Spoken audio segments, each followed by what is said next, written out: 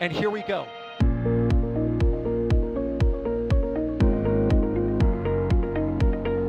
There's the W. Here's ignition. Roger, roll, Atlantic. Doubling up. Did it just do a Kerbal? Back to the moon and beyond. Put that in the big bag, Gino. Back at home, we all have a lot of work to do, but from here, it sure looks like a perfect world. Propulsion continues to be normal. We did have an observation. Equination. 343 unfolds to go. It's orange. Water towers can fly!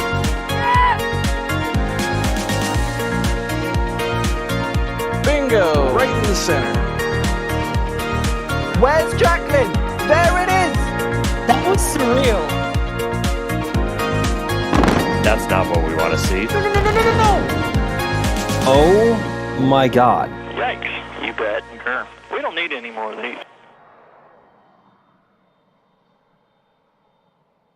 And hello, everybody. Roger Smith here. I'm going to be your host for today. A lot of stuff going on. We got Tamefar going. We got the road closed. And it looks like Booster 21 is making a run for it. To talk about all this this morning, we have Alex. Hello, Alex. How are you? Hello, Roger. Yeah, let's see what happens here with Booster 20 out there on the pad. Definitely quite an interesting day for today. And we also have Ryan Weber. Hey, Ryan. How you doing?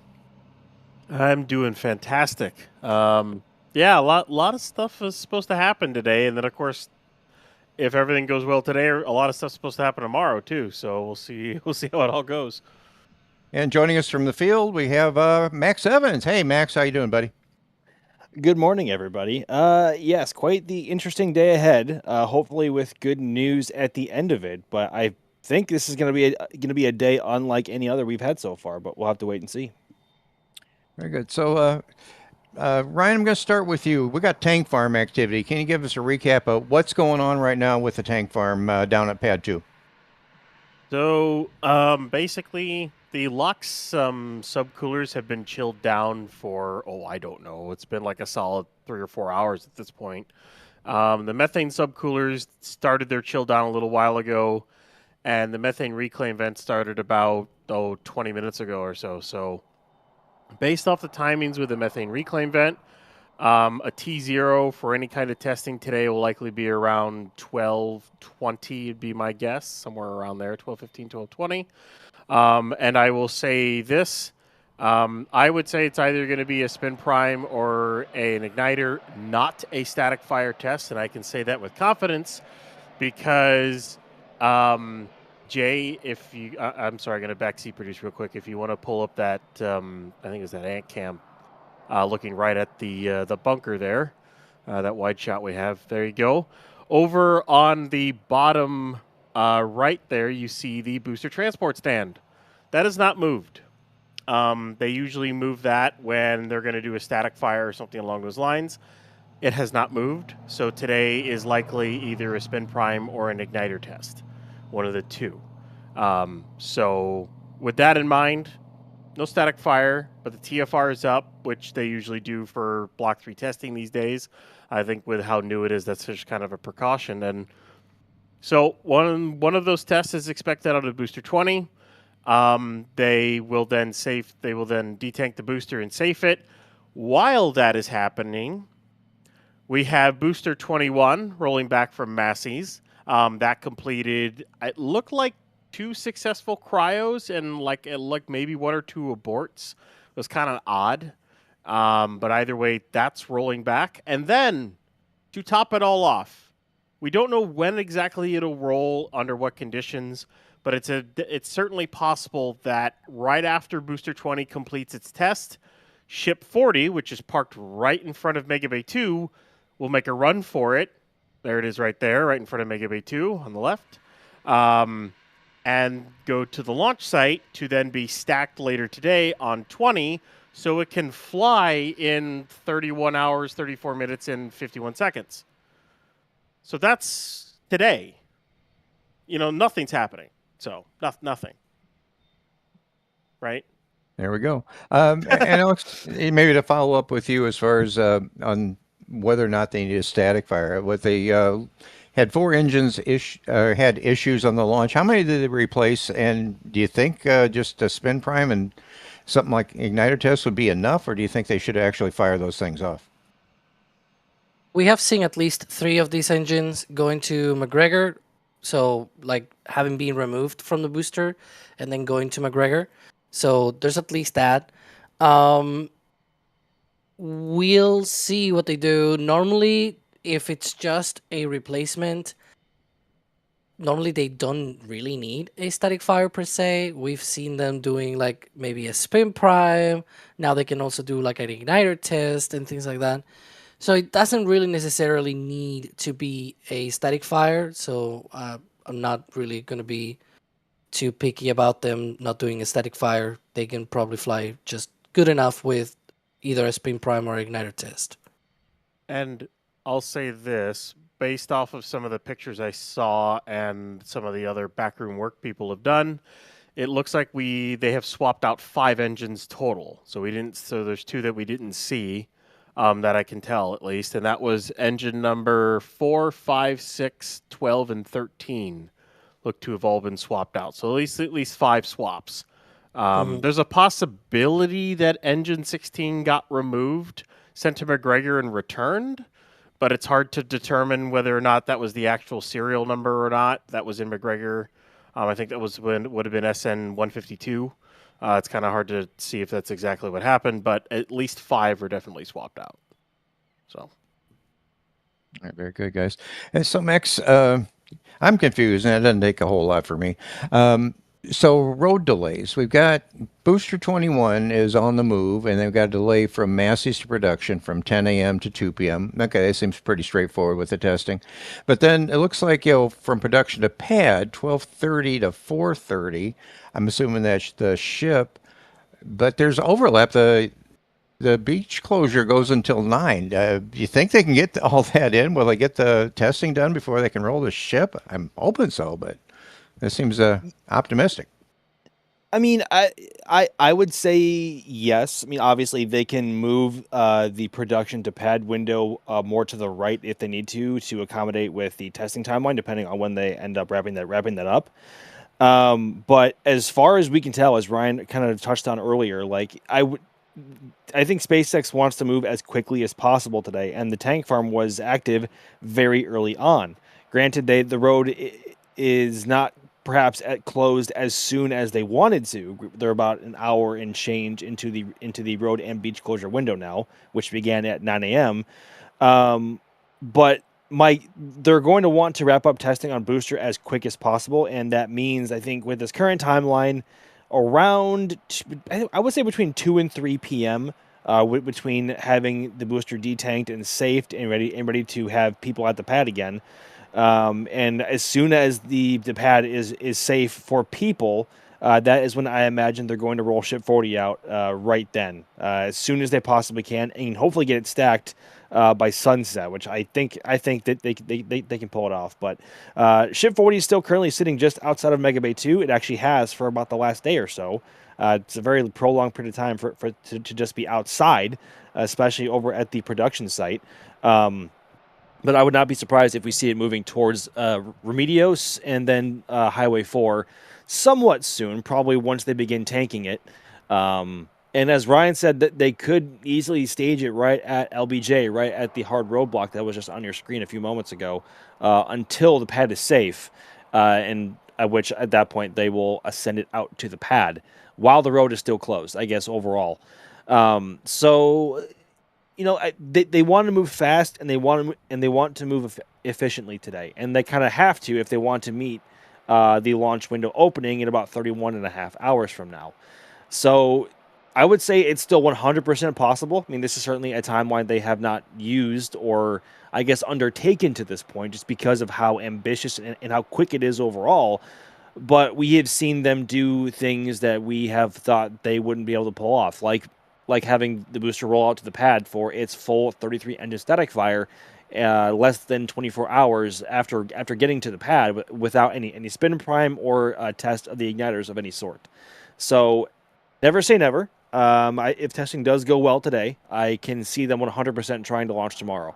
But that all is dependent on how booster testing goes later this afternoon, or I guess later on this morning. Ryan, based on what you've seen so far, the T0 is like what, between like 12:30 and 1 o'clock thereabouts, maybe, or closer to noon? 12:15 to 12:20 is my guess. Okay. That's in holds, or I don't. It also depends on if they have a hold to prop load. But based off the start, usually it's about 2 hours to chill everything down once methane reclaim starts, and then of course it's about it's 35 minutes to load it. So I would, it'd probably be around 12:20, maybe like 12:22, because they have that little hold. They have that T minus 60-second hold, because it's not 40 seconds, it's now 60 seconds. Which is new as of Flight 13, and so probably 12:20, 12:22 is kind of my guess on a T0 for whatever they're going to do. We'll have to wait and see. All right, thanks, guys. And just a reminder, folks, if you're here, regulars or new, tag us at NSF or NASASpaceflight. We got a bunch of really intelligent people here, so if got questions, please ask them. We got probably quite a while to look at this stuff. We got a quick one from Kiwi Space Enthusiast. How long they have to the road closure? Road closure goes to 11 p.m. Central Time, so you'll be seeing that on your clock. So we got loads of time for this testing. Alex, I'm going to run this one by you. If you, Ryan, it's okay. For the last attempt, stacking was pretty quick. Can you just kind of recap when the stacking was, and if you think that there'll be plenty of time for stacking, assuming the testing goes good for today? They should have more than enough time. Yeah. To stack. Yeah. Go ahead, Ryan. Sorry, they stacked with. What was it? They stacked with at T minus 18 hours, 34 minutes, and 45 seconds before that first attempt. Based off of the rollout closure, they're going to stack probably this evening, which will put them probably within the 24-hour mark. So they'll stack even earlier this time than last time. So that gives them even more time. They should have more than enough time to do it all.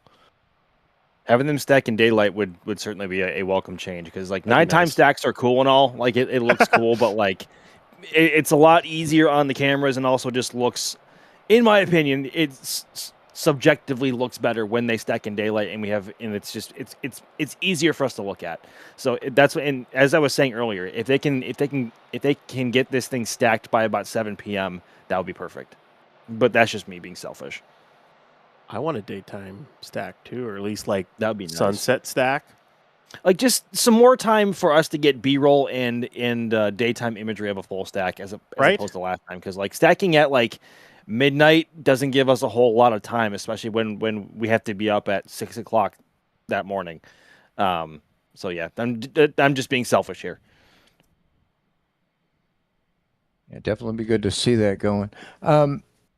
Alex, I want to run by you. This is kind of a hypothetical, because we don't think there'd be a static fire today, but have we seen, and could they do, say, a spin prime and a static fire in one closure window?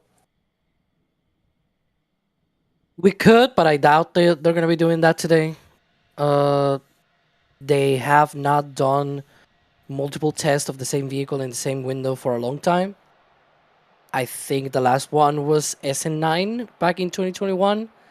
So, yeah. I mean, it's something that you should never not consider, right? But also at the same time, it's so unlikely just because of the history. They really don't like to do that very often, or like at all, right? Like I'm talking 5 years since the last time, 5.5 years since the last time they did that. So, yeah, that might not happen. On the side on the not happening side here. Yeah, and following up, Alex, I run this one by you too from Peter Perth. I was wondering about wouldn't they static fire engines after swaps? Is there a reason they would or wouldn't need to do that? Well, that comes down to what is the purpose of each test. When they do a static fire test after the booster has gone through cryo testing and it's got engines installed, the static fire test allows them to do a bunch of functional testing on the booster, right? Which is, for example, just to put a quick example, when the engines are running, there's the autogenous pressurization running as well. So that means they can run the pressurization system on the booster, and especially when they did it for more than 20 seconds, you could see all of the vents going off while it was still static firing. So it was clearly doing all of that pressurization system, basically the autogenous pressurization system running. You've got also, of course, the interaction between the engine and the booster. The booster is not a controlled test stand at McGregor, right? It is an actual live vehicle out there on the pad. Sure, it's on the pad. It's not in flight. So there's that. But still a vehicle. It's not your controlled environment on a test stand. And so those two very important things are are some of the most important things. The pressurization system, for example, has already been tested. They have already run all of the different tests with the engines when they did the static fire test. So the only thing that they did was that swap, and you just need to ensure that all of those connections to the booster, things like the timing, the engine controllers, and the booster engine interactions work well. Those can be done with a spin prime or an igniter test. You don't need to run the engine to full power, basically, to going straight to a static fire. You don't need that sort of thing. So we've seen in the past this, where they have changed maybe a couple of engines, or very much like a subset of the engines that it's not too appreciable for 33 engines. Like if it's just maybe 2 or 3, they've done just a spin prime, basically. Nowadays with version 3, as I said, they can also go to an igniter test. So that's what we've seen with the ships. We've seen a very similar thing where they've maybe changed one engine or two, and then they've done a spin prime test or an igniter test with ship 39, for example. If you remember, it did one of those tests right before it flew. So we'll see what happens, but definitely I'm gonna side on what Ryan said, like probably not a static fire, and definitely not a thing that they really needed in the past. So, All right, thank you, Alex. Got a question here from Stephen Case. Maybe I'll field this one. Asking, Elon posted on X 2 days ago, next Starship launch will be attempt on Friday. Why does your countdown suggest Thursday? Well, first thing, we all know Elon's been spot on. He's never missed a launch date anytime never. No, it's perfect. No, but what we're going by is the SpaceX official website. They are saying Thursday, and that's what we're going with. Well, if you read a reply to himself, he said, Thursday, duh. So he corrected himself saying it's Thursday. He did correct himself, yeah. Yeah. Okay, I believe at the time he was in Europe, I think. And so in Europe time, my time, by the way, my same time zone, that's like 45 minutes past midnight already on Friday. So if you're in like Central European time and all of the other time zones to the east of that, then it's going to be Friday for you. Local time here at Starbase, it's going to be Thursday. So he probably just saw that because the SpaceX website turns it into your own time zone. And so he probably saw that and thought, oh yeah, it's Friday. But no, it's Thursday local. Yeah, and stay tuned for tomorrow. Assuming everything's still a go, we will have our stakeout stream earlier in the morning, Starbase time, and then we switch over to our just excellent coverage of the launch itself. So keep an eye out for those, and I think maybe the links are out there already, but we'll keep tabs and follow us on the socials if you want the latest. Facebook, X, Threads, TikTok, MySpace, all those great things. All right, Max. Down at KSC, want to be able to launch Starship and where they build multiple launch pads. Could you just give us a rundown as far as where does KSC stand on launch pads? So in terms of KSC, and in particular Launch Complex 39A, that Starship launch facility is coming along very well. They are essentially doing the smaller, I don't want to say final touches, but they're adding the last smaller bits of hardware left on the pad to actually install But that being said, they still have to go about testing the chopsticks. They have to test the launch mount interior in terms of the hold down clamps. They have to do a full deluge test, including the actual flame trench itself and the top deck. They have to test the ship QD arm in terms of can it swing away or not. The pad still has some work left to go, but it is, I would say, about 2 or 2.5 months away from being able to receive a vehicle for at least testing. So it's coming along very well. In terms of Space Launch Complex 37, which is where SpaceX is planning on building 2 launch complexes at that one pad facility, on their first tower, they are currently 8 of 9 modules and along in terms of their installation progress. They have 1 more plus the roof left on their first tower. Granted, there isn't a launch mount, there isn't yet a flame trench service structure or any of that larger hardware yet. But the tower is coming along well in terms of stacking, but still probably. I mean, SpaceX says they want that launch complex ready to launch in like early next year, which I think is incredibly ambitious. But who knows what they may or may not be able to speed up, right? If I had to guess, it would be at least summertime at the earliest. But that's just me. That's just my internal timeline. So it will probably it'll be ready to support a launch at least by late Q3, Q4 next year. Pad A at KSC has taken so long because they built the tower first, and then they began building the old style launch mount over there, which was the big old ring on those legs, and then they just halted all work on it. They stopped all work for about a year to focus on Pad 1 in Starbase and also begin construction of Pad 2. And fun fact, the tower modules for Pad 2 were actually built at Roberts Road at the Kennedy Space Center. So, which I always find a pretty fun fact. But KSC overall, it should be ready to support a launch by the end of the year. Now, whether or not they'll be able to, in terms of the oh my gosh, I can never say the word without stuttering. In terms of regulatory approval or not from NASA, I don't know if they will be able to do that. Because that is a whole other question, because there is a Falcon 9/Falcon Heavy launch complex right next to the Starship launch complex over there, and it would not be good news if something went wrong with Starship or just Starship's launch intensity severely damaged that launch infrastructure. Because while they do have a Falcon 9 pad being Pad 40 just down the road, which will likely not be affected, 39A is the only launch pad SpaceX has that is currently capable of launching their only operational heavy lift launch vehicle right now, being Falcon Heavy. And of course, its next mission is going to be the Nancy Grace Roman Space Telescope, and I believe 2 more missions on the docket for that by the end of the year.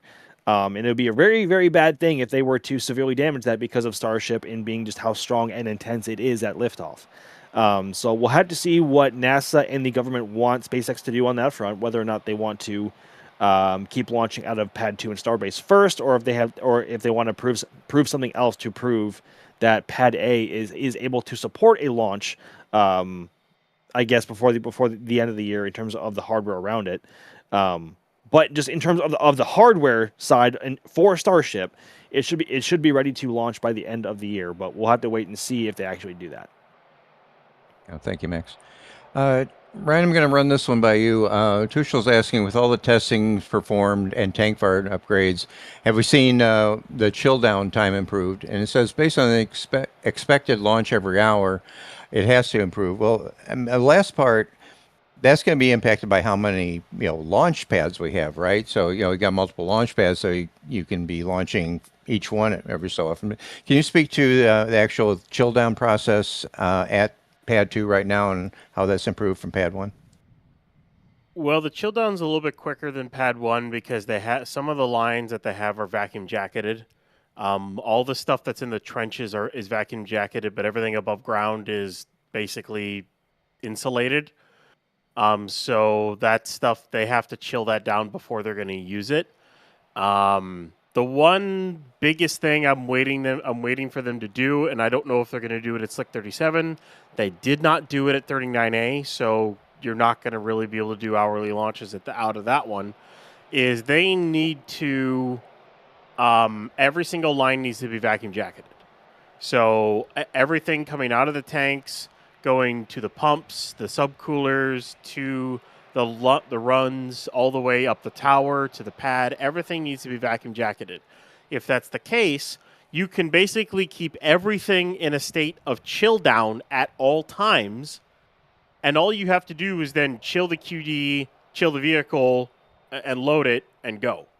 So basically, you're talking 45 minutes every single time in order to, you just got to place a booster on the pad. 45 minutes later, it's filled or so and go, or less. But they have not designed that into the system. All the lines are still, a lot of them are still insulated. So they cannot do that with the current tank farms unless they do that to Slick 37's tank farm. Or they go ahead and modify the current ones that they have. So that's the limitation. So they can't really do hourly launches unless they were to just constantly dump a ton of LN2 overboard or locks overboard to constantly have to keep it chilled the way they have to chill it now because of the insulation, rather than using vacuum jacketed lines, because they're much easier to keep chilled down and require a lot less I should say, like thermal input to keep them at a chilled, chilled, basically. Thank you, Ryan. Alex, I'll maybe put your weather hat on here. The County Cooks is wondering for the weather tomorrow. I know there was like a tropical storm going through there, but do you have any updates on how that's looking? Yeah, so the tropical storm right now, it's currently somewhere in between Louisiana, Mississippi, and Alabama. It's sort of like in that area. It's touching all three states right now. Sorry, I don't know what's going on with my voice today, but yeah, its track. It's currently, it seems like it's headed sort of in the direction of Houston, San Antonio area. It's not gonna get there until Friday though, Friday morning. So in theory, perhaps by Thursday evening, which is tomorrow for the lunchtime, it might not be yet there. It might not affect too much. It's basically going to be sort of like in the Houston area by that time. So probably not too close to make a big impact. That's my take, but then there's also other more local, like this is like less local. There's like potentials for other local storms and things like that may still happen, and I just don't have a lot of information about because I don't control much about the weather information and all that stuff. I have no idea. The other one is easy because there's like a dedicated portal for that. There's the National Hurricane Center and all that stuff, so it's very easy to access that kind of data. The other one, you have to dig a little bit deeper. Well, I think one of the things to keep in mind is that Starbase, because of how close it is to the Gulf, Starbase is its own microclimate. So just because it's raining or cloudy in somewhere as close relatively as Brownsville does not mean that it is cloudy and rainy here in Starbase. It could be perfectly sunny here, and the weather is absolutely crap over in Brownsville. Like that's just how it is. And Houston is very, very far north by about 5.5 hours. It's about a 5.5 hour drive north of Starbase. Houston is. Texas is a very large state, folks, as many of you have probably heard and probably know. Texas is a very, very large state. And the last time I checked, I could be off on this on my info, but Bertha is tracking more northwest than it is southwest right now, which is good. And hopefully the outer bands stay well clear of Starbase and do not cause any issues, at least on Thursday, or tomorrow, I should say. Golly, it's already Wednesday. But of course, it can change overnight. But the weather here tends to be in a class of its own in terms of behavior. So we'll have to wait and see how, as I often say, I feel like I say that every time. But we'll have to wait and see how the weather ends up panning out. But last we checked, it's not going to be a huge factor, at least until Friday. Although I think there is some weather forecasted to be in the area potentially on Thursday of its own accord and not in direct relation to Bertha. But hopefully that does not cause any issues because we want a crystal clear, perfect launch day, as we always do, of course. But we know how weather is, and that is not always the case. As of right now, National Weather Service says Thursday is a high of 90, partly sunny, winds Nice. 6 to 14 miles per hour. Ooh, Thursday okay. night, which is usually like the 7 p.m. range, Mhm. give or take, is when they classify that as it's a 10% chance of showers before 7 p.m., partly Okay. cloudy with a low of 79. So like that's your only indication, which that is probably that 10% chance is probably some of the outer bands or either something local that might pop up. But like if for some reason it pushes for whatever reason, Friday, high of 90, sunny. Saturday, sunny. Sunday, sunny. Monday, sunny. Tuesday, sunny. That's what But the NWS says right now. So that's also how it was last week, though, where there was like 2 or 3 days of clouds and rain, at least in the forecast, and then it was supposed to be the entirety of this week was supposed to be sun, and then Bertha decided to become Bertha and kind of ruin the party for I guess Thursday second half into the night, maybe into Friday. Definitely. But hopefully that isn't a problem. Yeah, go ahead. Yeah. I was gonna say I was actually looking the data and it's the graphs and everything. It's not in all the pictures are not loading. You're having a lot way more luck than me on this website. So just saying. plus I'm looking at models on a couple of different sites. It looks fine. I don't think there should be any issues at the opening of the window tomorrow weather-wise. I just hope like that partly sunny thing goes to as clear as it is here right now. Yeah. Agreed. 100% And we launch agreed. with something like this.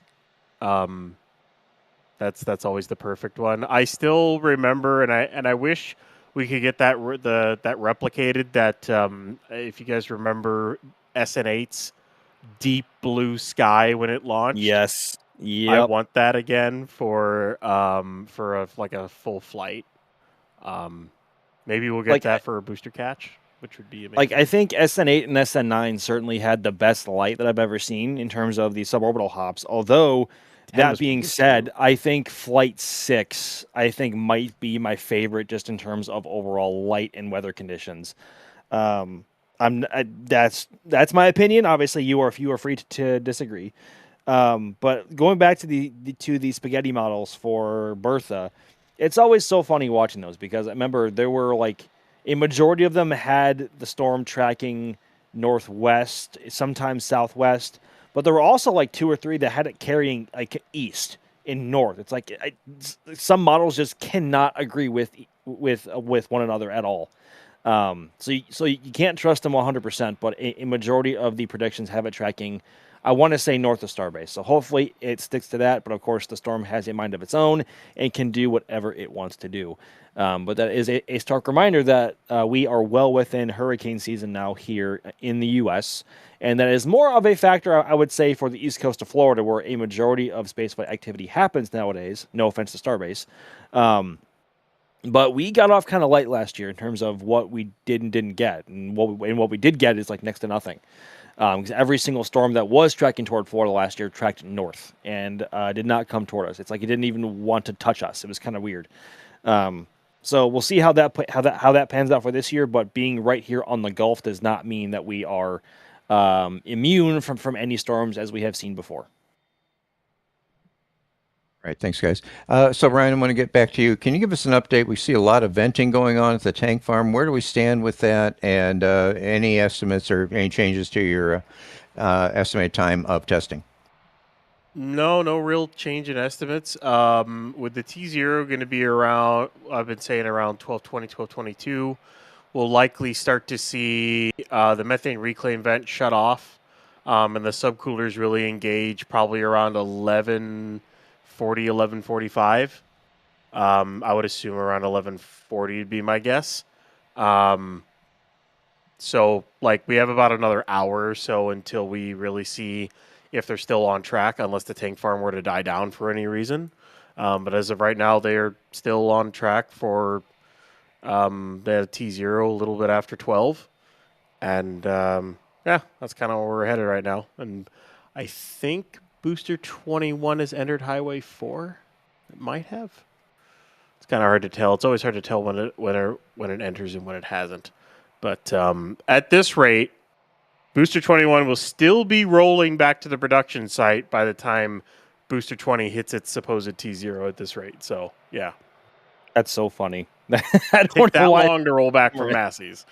Yeah, Massey's is not exactly super close to the production site, but it's just going to be comical seeing one booster at the pad undergoing testing, and another coming down Highway 4. I'm currently over at the Rocket Ranch Outpost. Thank you, Anthony Gomez and Dave Avery.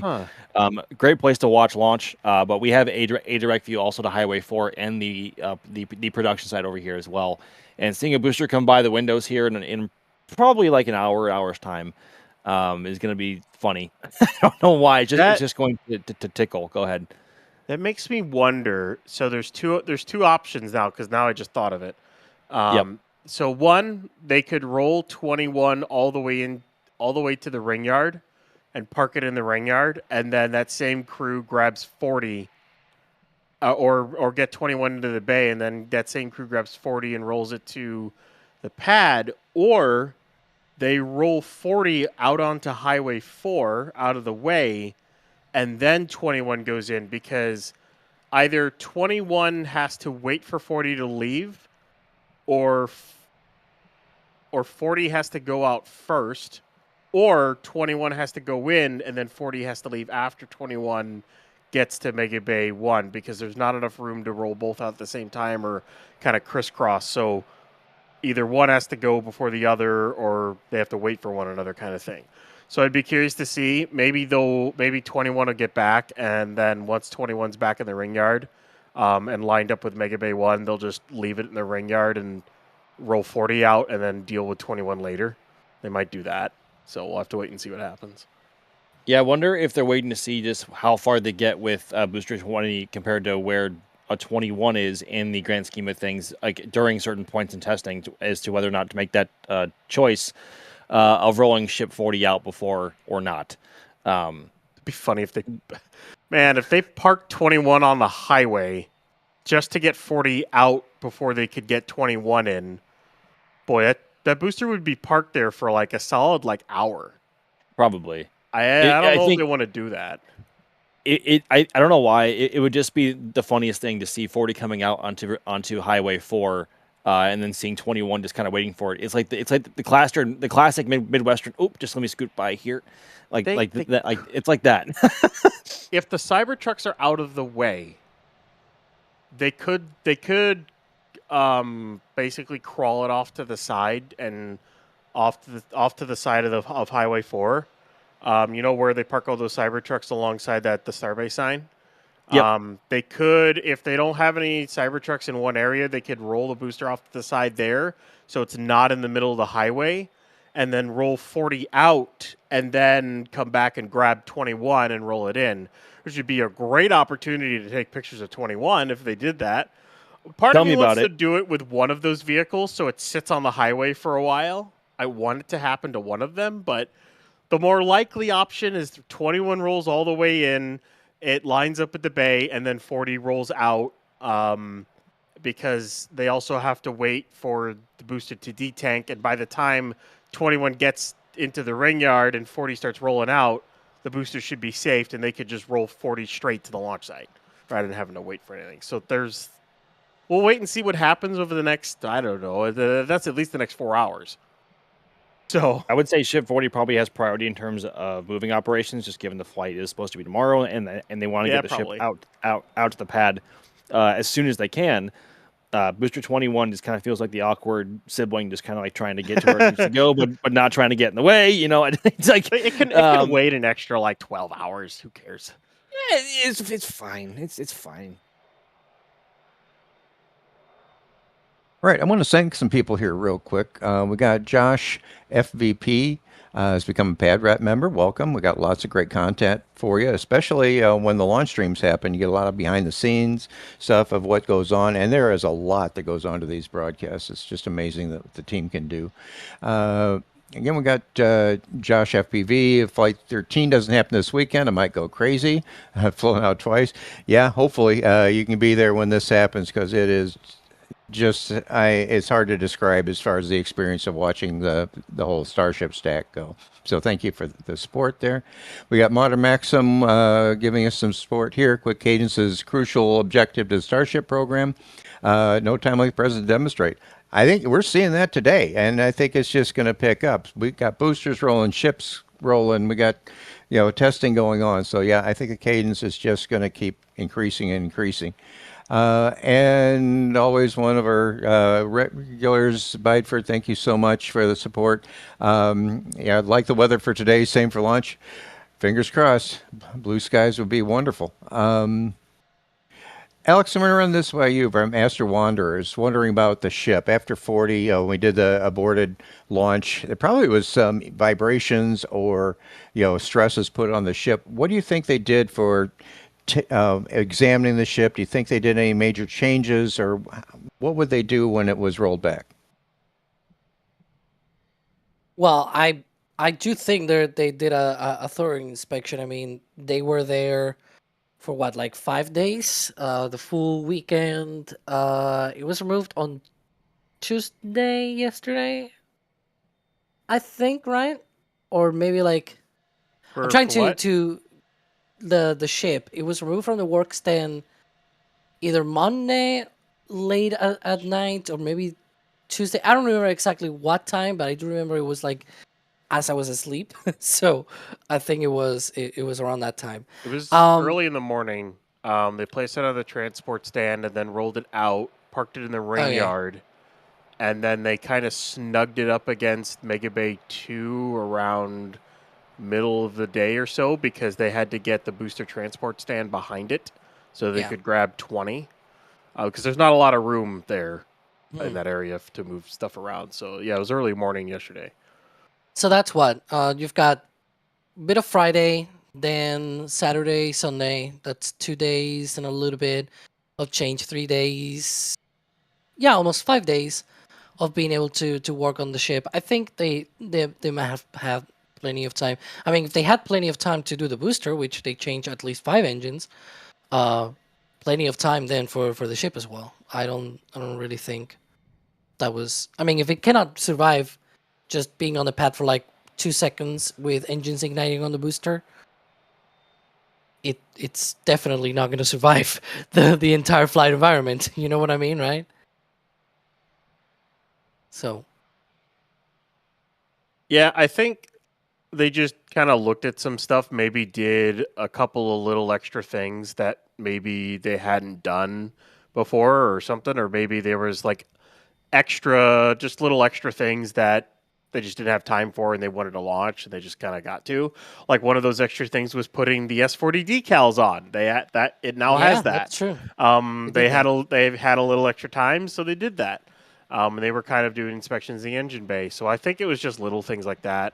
Probably checking on the payloads, just kind of putzing around with things while they waited on Booster 20 to be ready. And it took a little bit longer than I think people thought it would take to get ready. But I mean, heck, they're set to 7 days after a T0 abort with a vehicle of this size. They're set to try a launch again, and it's still a prototype, so I'll still call that impressive. Just only a week after, and replacing engines and doing an engine test and then launching again, or at least attempting to. That's impressive. All right, we got Model AV Geek Plen is asking, we see a view of the engines at the liftoff. Well, if you can see in the view right now, you can't see the engines. So no, we won't see the actual engines until it clears the pad. But you'll see a lot of water deluge and a lot of flames coming out right at the T0. Max, I want to run this one by you from Steelers fan. Do you think we'll get more views from the Starlinks on this flight? I know there's 20. I think some have cameras on it. And have you noticed any more decals on Ship 40 since we last saw it? So as Alex was just saying, or I think it was Ryan, Ship 40 has its actual S40 decals on its side now, which I don't think SpaceX teams had time for the first time around. It is nice to see though, and we should get a better look at those once it rolls out onto the highway later on. Hopefully, maybe 2 to 4 hours from now at the earliest. But these are real Starlink version 3 satellites flying inside of it this time. So they probably have real cameras on board. They probably have a lot better systems.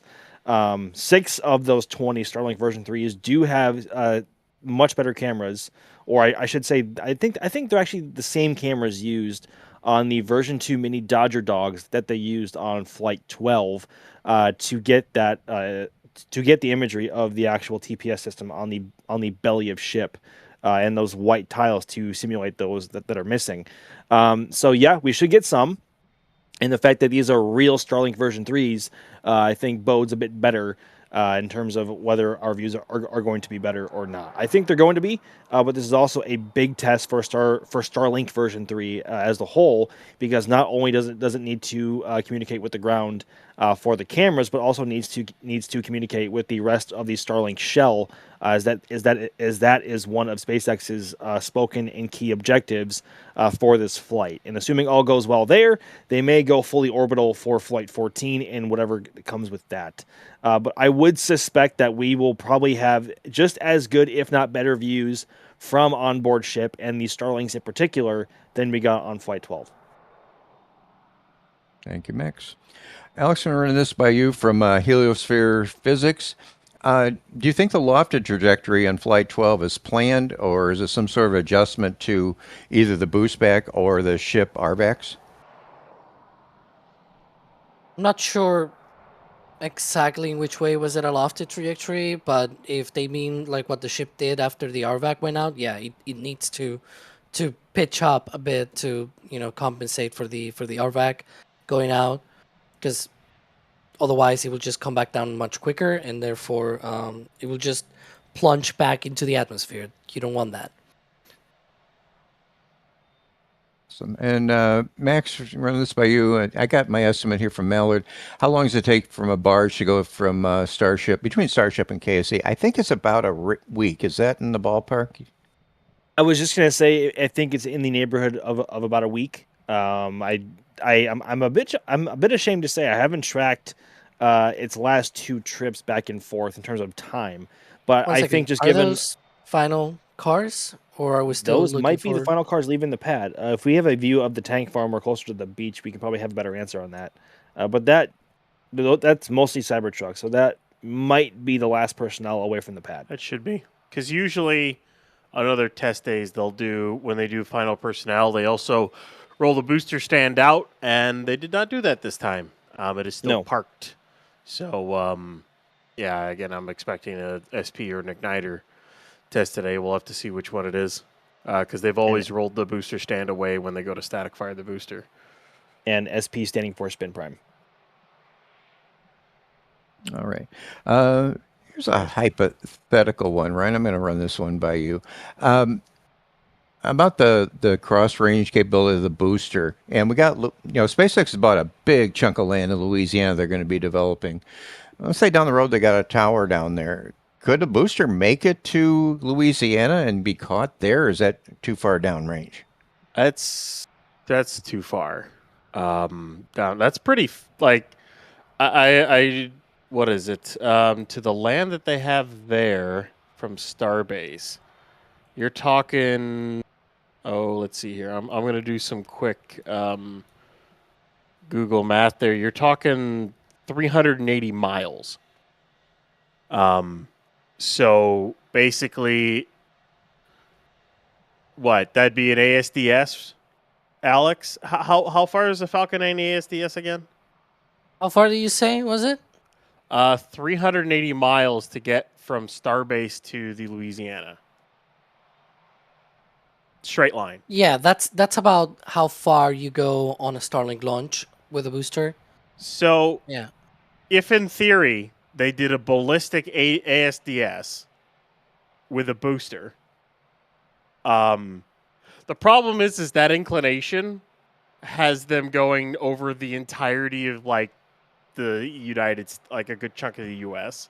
I also don't think it will hit that velocity with the Starship on top, with the ship on top. Yeah, I don't think because yeah. the reason the reason why it's that booster downrange distance on Starlings, the booster reaches like 8,000 kilometers per hour in those at MECO, at main engine cutoff. But that is with a ratio of booster to second stage that is way larger than the ratio of Super Heavy to Starship. Like Starship is a really big upper stage for what the booster is. Like it's just only 20 meters shorter than the booster itself. And if you only count the tanks, it's still like 30 meters of tankage versus 70. We're talking on Falcon 9 something like 40 meters on the booster for the tankage and about 10 or maybe less on the second stage. Like the second stage on Falcon 9 is way smaller compared to the booster. Like that ratio is smaller than the one between Starship and the booster and the Super Heavy booster here. So like that means even if you try to do like a downrange recovery, you will probably still not get as far because of how heavy it is compared to the booster. And ASDS, for those wondering, stands for Autonomous Spaceport Drone Ship, aka just read the instructions. Well, not anymore. A shortfall of Gravitas. Both of those are on the east coast of Florida, and of course, I Still Love You, currently based in Long Beach, California, to support launches from Vandenberg. Yeah, so basically, you can't really do it now with a Starship on top, and I really don't know if a booster could take. You might be able to hop a booster that way without a ship. In theory, you could do it to Louisiana. You're definitely not making it to KSC. I don't know what the apogee would be on such a flight. Someone would have to run that. But it might be able to do that. But the safest way is just barge it. It's not like it takes that long. Really. Just Can you imagine like what that would look like if you just threw like a nose cone of sorts on top of Super Heavy, launched it at full thrust? That would look like an ICBM. You're not going to launch it at full thrust. You're literally going to launch it at the thrust required just to get the. All you need to do is hit a certain velocity, cut just the engines, flip it, and land it. Just full thrust, bro. Like what? A Super Heavy full thrust with no ship on top. In full tanks. What would that thrust to weight? It's like a. What's that thrust to weight? I forget what that thrust to weight. Someone calculated it for the. So it's 18 million pounds of thrust from all 33 at once at full thrust. So 5,500 tons weight full stack. That is well, it's about 1.5 for the full stack, but you're taking away most of the methane on the boot. You're probably not going to fill it even all the way. At that point. What would be you're not going to need the full, basically.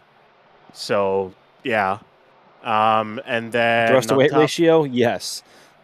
Let's just say it's going to be a lot. It's probably going to be over 2. That'd be awesome. That would look so awesome. Apart from any of these conversations, you got to think about: would you really do that with a new booster? Because it's not just going to be used boosters or used ships. It's also going to be new boosters and new ships. Like. Would you really do that sort of thing? I wouldn't. I know. I wouldn't either. That much. Why? I would. What would be the point? I would. It looks of course cool, you would. but nah. Why? Of course you would. Yeah, Max. you would. Not with that attitude, sir. It can't make it to KSC. Not with that attitude, it can't. Sir. Like the hop to Louisiana is one thing. Good luck in it. The apogee you would need to make it to KSC. And not only that, you have to go over Tampa and like Florida and Orlando. Yeah. But I know that and one thing I will say, the Louisiana stuff, a lot of it is still in process. They haven't. I think they're working on getting land there. Is basically what it is. I just kind of want to clarify this. It's something that SpaceX is looking at it, and if it happens when they get it, I think that basically it was a proposal in order to get that land, Not that they've already gotten it yet, because they haven't, as far as everything can tell. And so not only do they need to get it, but then there's a lot of environmental stuff that would need to happen if they were to get it. So, like, anything Louisiana, don't expect anything to happen there for like a decade. That'd be my guess, at least. Okay, thanks, Like, guys. no launches for like a decade. Got Space Noodles is great. Said advice is going down to Starbase to watch a launch. First, our good friends over at the Outpost Rocket Ranch. That is a wonderful place to watch. You got a nice clear view there. However, there is a charge for tickets, and those go pretty quick. Other than that, over at Isla Blanca Park over on South Padre Island, that's a popular spot too. You've got a good line of sight there. You're a little bit far away, but either one of those is good, and there's all kinds of other stuff. A lot of great hangouts. You'll meet lots of good enthusiasts and people that have the same passion as all of us here for space flight down all over. You get to meet people from all over the world. I don't know, Max, you got any other spots that would be good? I think you hit the nail right on the head there, Roger. But I would say again, not to beat a dead horse there, but the Rocket Ranch Outpost is, in my opinion, like the best spot to watch a launch. Like you have a literal front row seat to Pad 2 about 3.5 miles away, and that is about as close as anyone from the public can get if you're not a SpaceXer. So it's 100% worth it. Tickets are online on their website. I think it's rocketranch.com. Tickets, rocketranchstarbase.com. Anthony's actually here next to me, so thank you, Anthony. So yeah, rocketranchstarbase.com. Tickets do go fast, but I promise you they are 100% worth it to have a front row seat like this, especially with how Pad 2 is oriented compared to Pad 1. Best place to watch, but SPI is still also a great choice as well. Yeah, and you're that close, and Max, you can attest. We try to describe people when you're that close. Is allowed? Yeah, it's more than that. It's Yeah. always fun. I love talking to people that are going to be watching from that area that have never been there. I know, Max, you've done this too. We try to describe it. And it happens. We talk to them anywhere, and they said, "Did I even come close to describing it?" And they all say, "No, you didn't even." It's like it's almost beyond a noise at that point. It's like a force. Like you feel it in your chest. It shakes anything you're standing on, even the ground. It genuinely is unlike any other launch experience I've ever had before. And I've been lucky enough to watch a fair number of different launch vehicles to this point from fairly close distances. And Starship trumps all of them, including SLS. Yes, Starship is unlike anything else when it comes to a launch experience. Even if you're over in SPI, it's still very, very loud. Definitely. And if you happen to be lucky enough when they do a booster catch, when that thing hits and those sonic booms hit you, sometimes it can literally knock you on your backside. So Ryan, we're coming up at the top of the hour here, or we're at the top of the hour. Where we stand with the testing, the tank farm, and all that good stuff? Still on track, as far as I can tell. They're keeping the booster methane subcoolers chilled down. There's that's that middle vent right there. The one all the way to the right is the box fan. As I told Chris yesterday, it's a box with fans at the bottom. And they use it as an updraft to basically disperse the liquid nitrogen exhaust from the liquid oxygen subcoolers.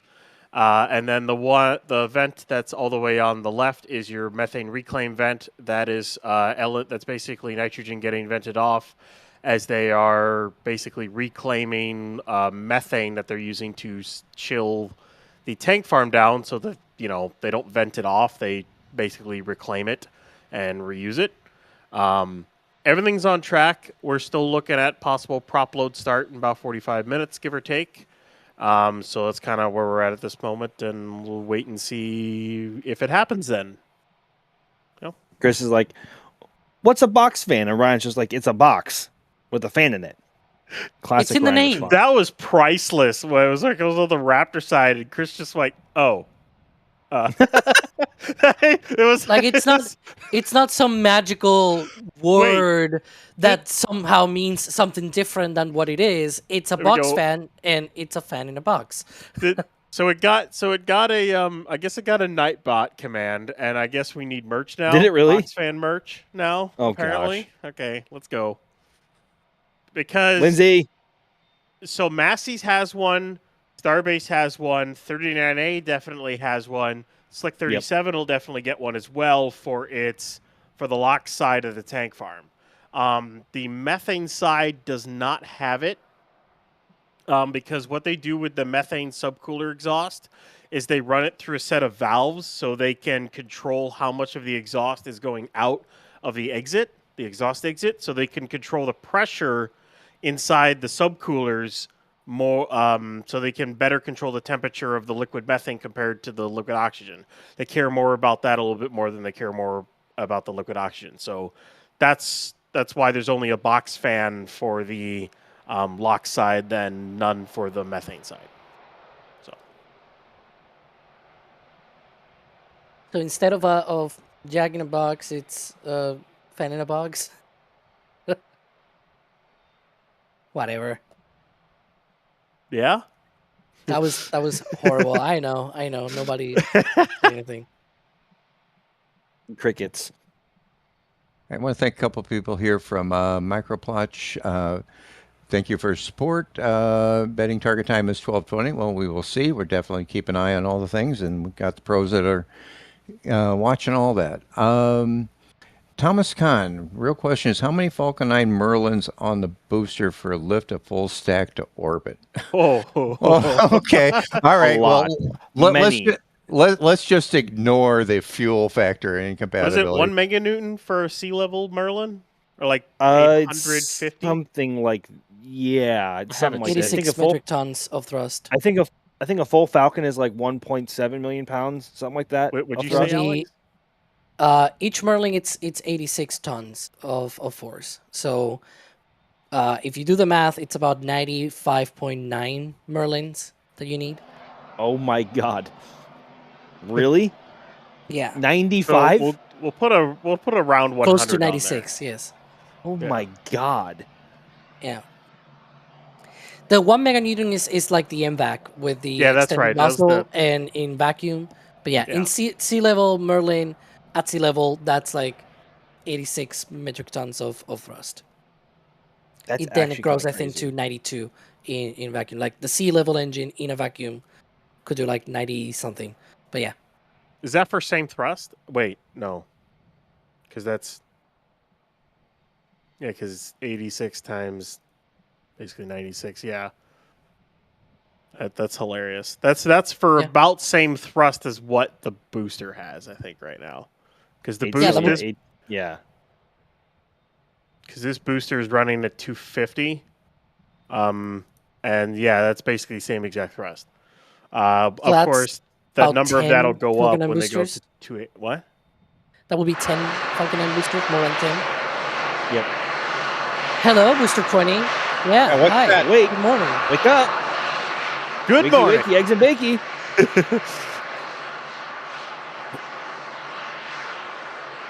You can see a bit of puffing there from just below the hot staging ring on the left side of the booster there. It's a little white puff of gas.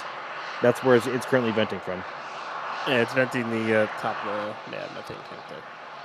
By the way, There it's we 90. It's 96 Merlin engines to match the booster's thrust, not to liftoff. Good lord. Liftoff will be fewer, of course.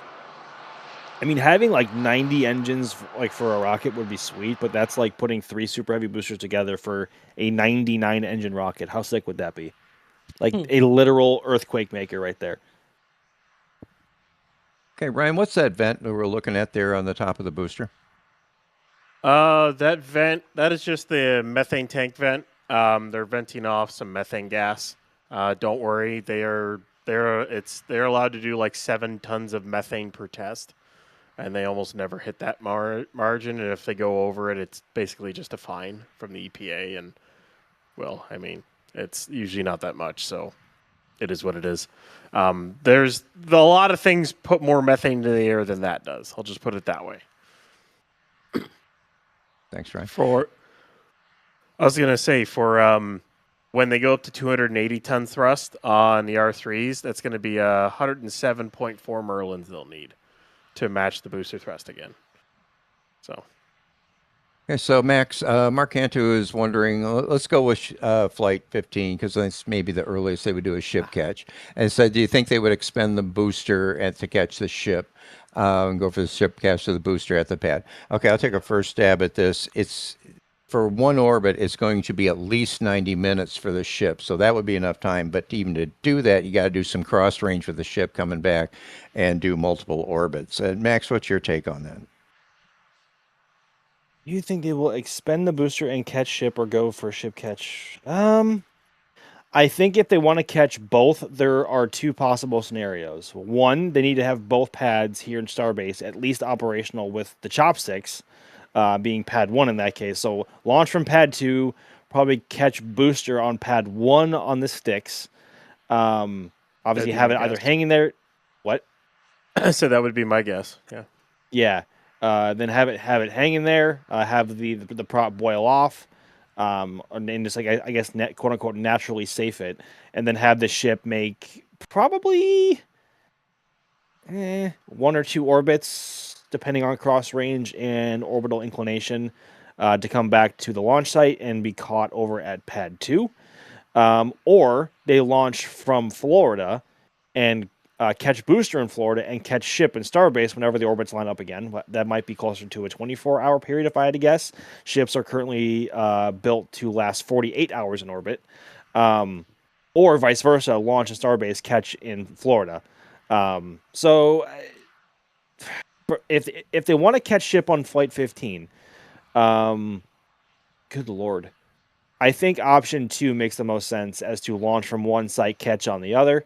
As to which site they're going to launch from and which site they're going to catch from, I think remains a mystery. I think to me, personally, if I had to guess, what I said, hence the new tiered environmental assessment they put out, where they launch from the Cape and catch in Starbase using the North Pacific trajectory, which could be Flight 15, and then they just have to barge over another ship, which is not really the end of the world. But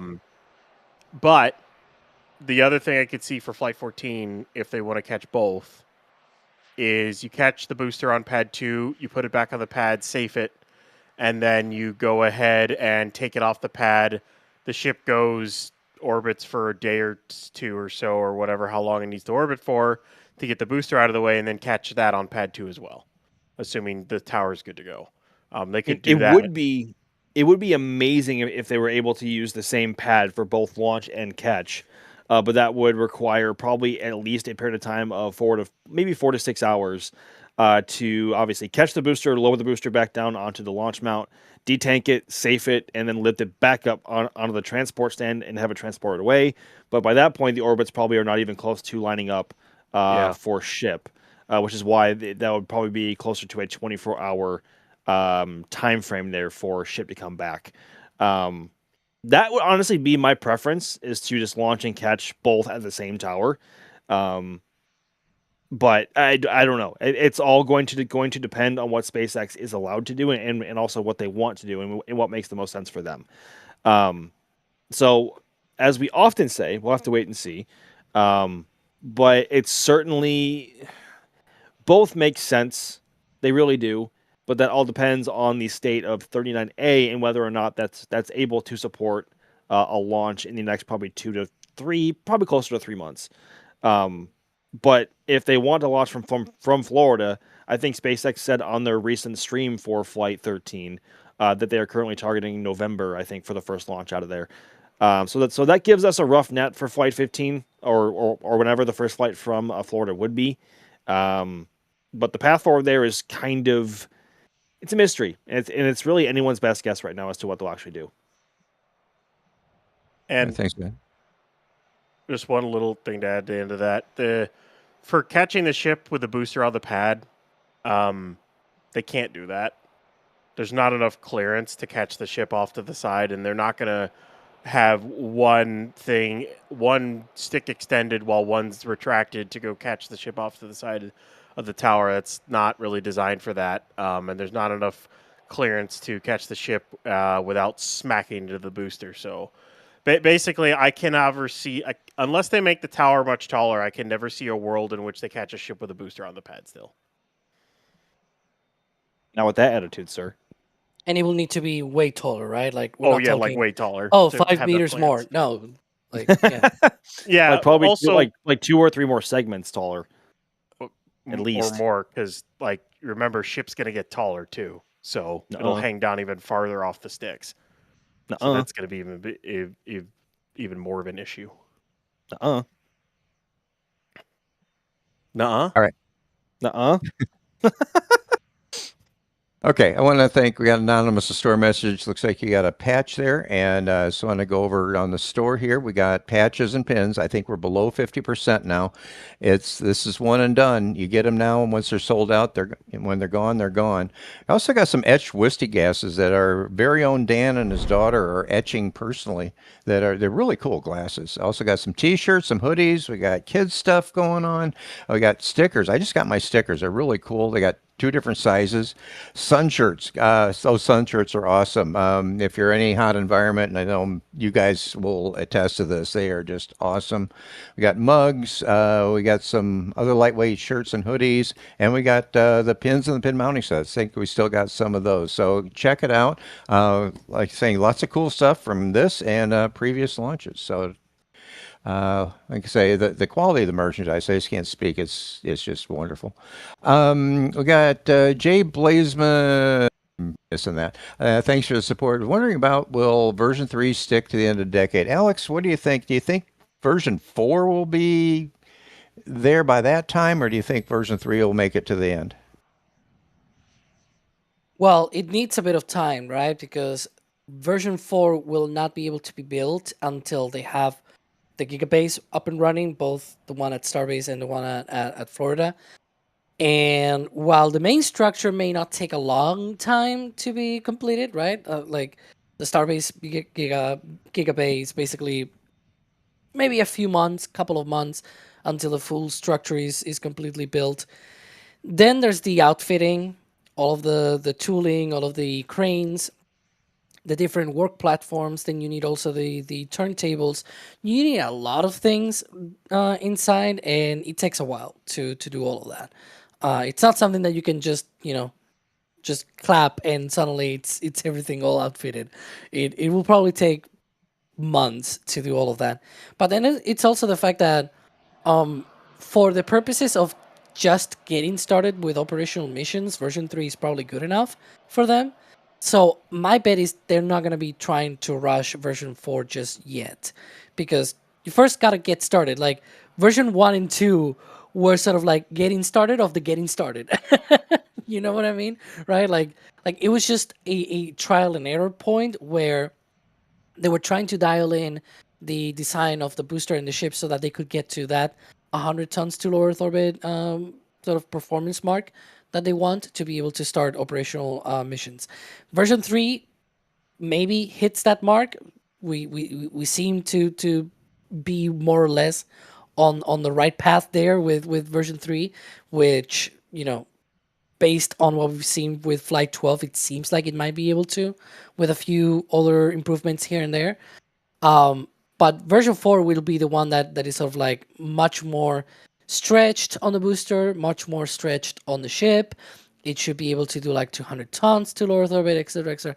So that one, apart from needed Gigabay, you probably want to have also the heritage. You want to have way more flights under version 3 and being able to produce that. Now, this could be like, this is just my prediction of what will likely happen. It's probably going to be with us version 3 for a few more years, probably until the end of the decade, as the support message says. So, but that's my 2 cents. Maybe SpaceX says, hey, we'll just move on to version 4 right as we finish the Gigabay. I have no idea. We'll see.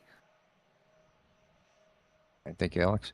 I want to thank some more people here. We got Skylar Walker has become a Capcom member. Oh, you're going to love that. Get in our Discord. We got an awesome Discord community out there, very active. So I hope you will enjoy that. FWD 79 saying the misfire may push the catch further, it may, but we will see. It's SpaceX is SpaceX. Pim Blocker is, thank you for the support there. Would SPMT be automated, remote controlled in the future? Well, maybe. I mean, SpaceX is going heavy into AI. And that technology maybe, but I think we're going to see people controlling them for the near future.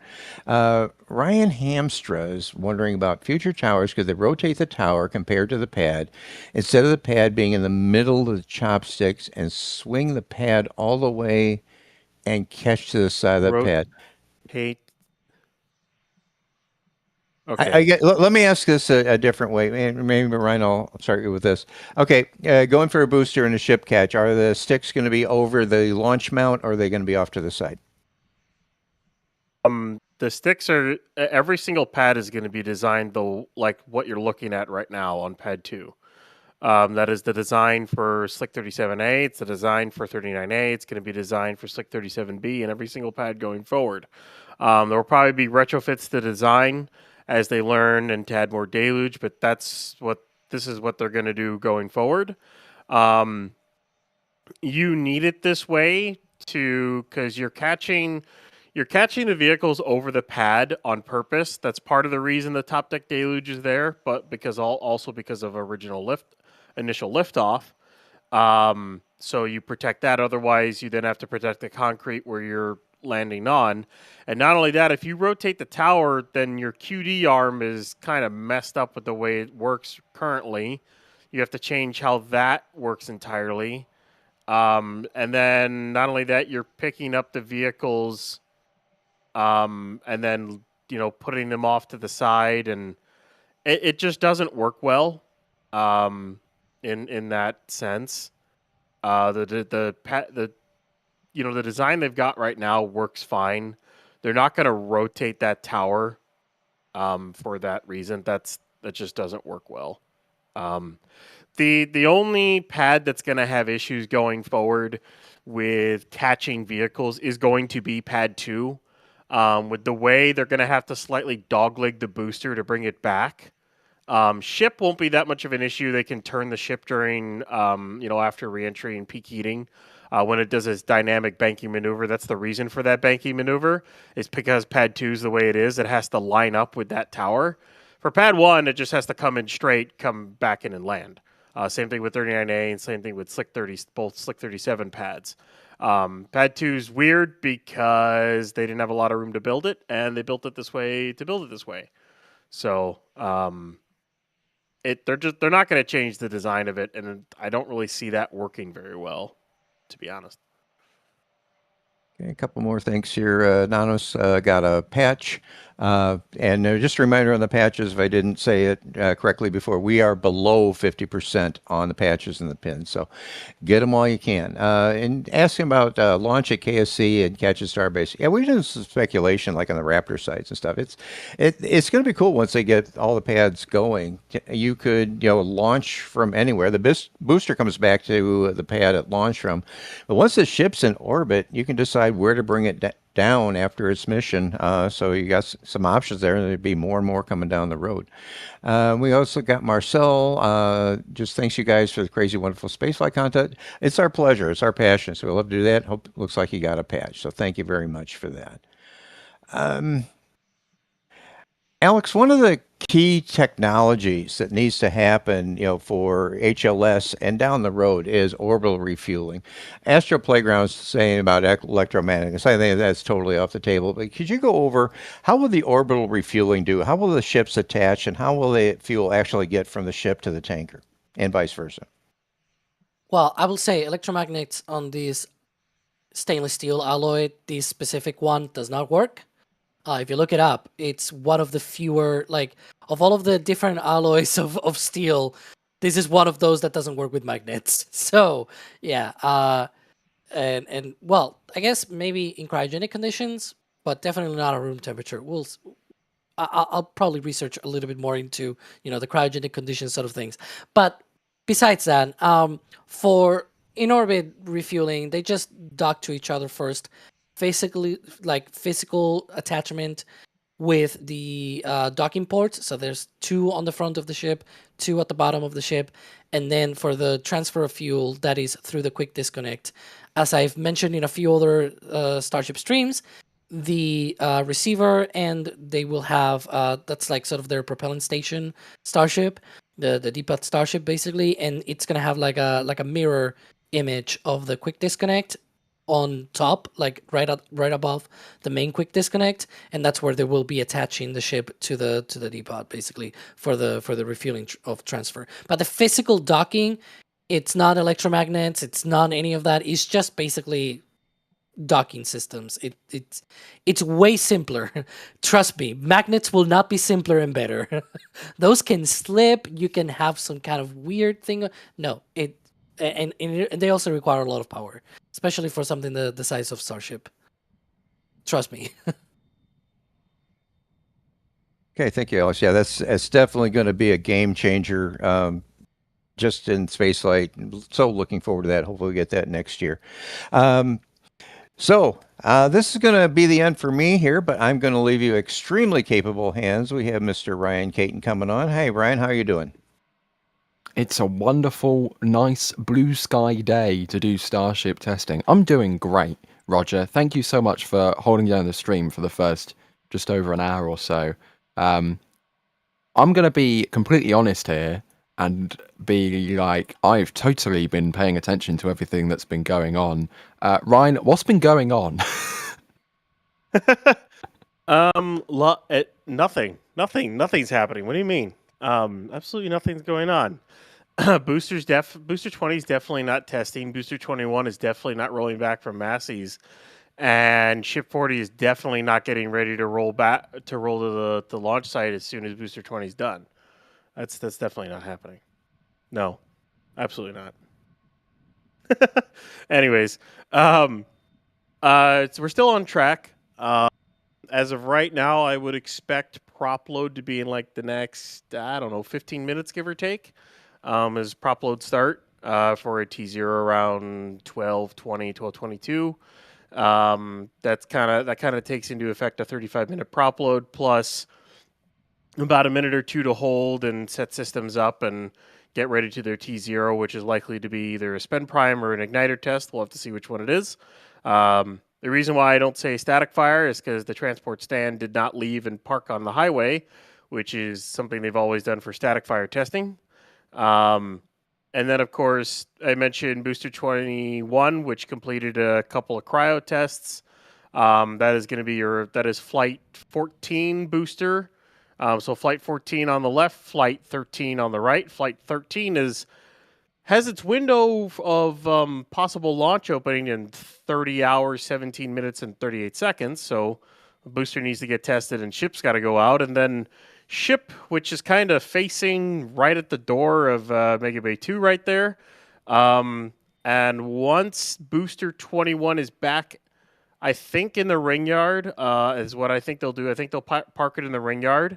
They will then back ship up and get it out because at that point, assuming Booster 20 tests around 12:20, so in less than an hour, it should be able to be detanked, depressed, and safed.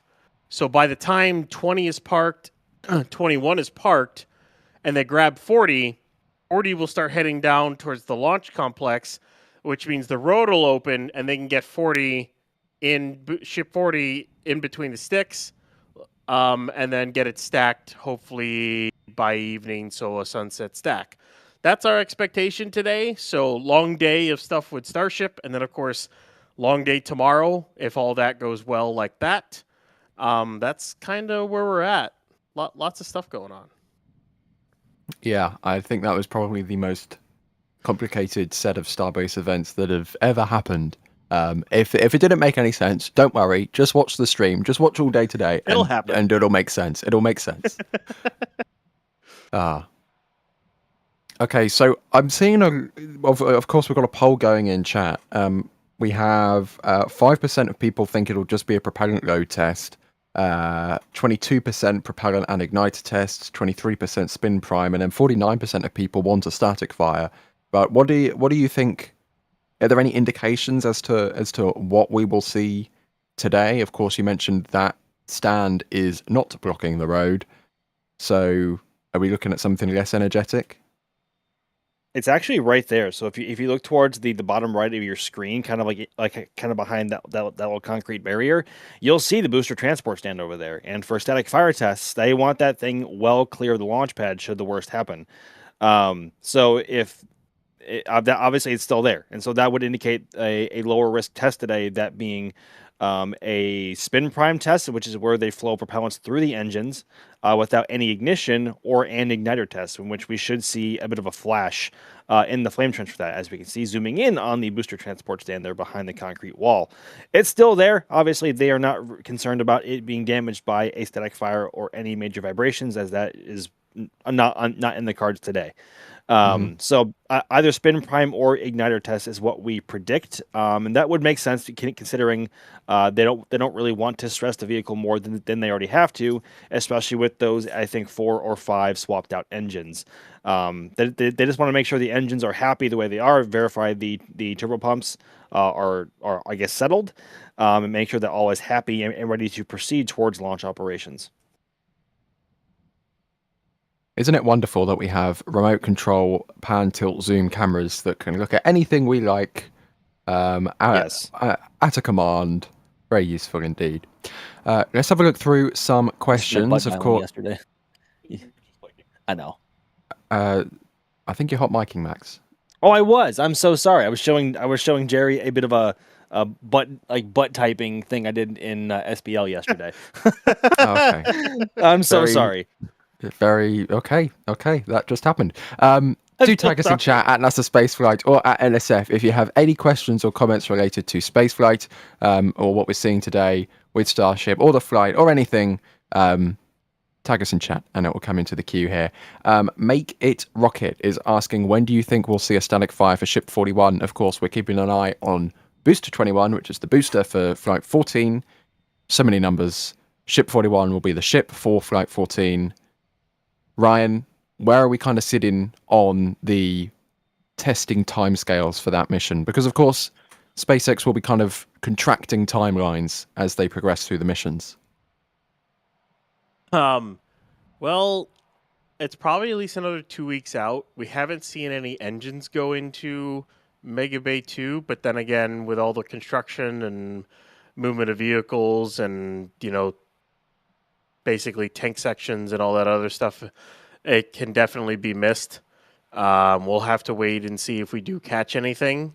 It's entirely possible that Ship 41 already has all of its engines. We don't really know, though, but based off of the timelines of the last two, it's more of 39, because I think they were waiting on flight data for before static firing 40. I would expect maybe within the next 2 weeks it'll roll out for static fire, maybe 3 weeks at the most. That would put it at about 6 weeks since cryo, give or take, which kind of lines up with S39. But who knows? It could be quicker because it is the third Block 3 ship.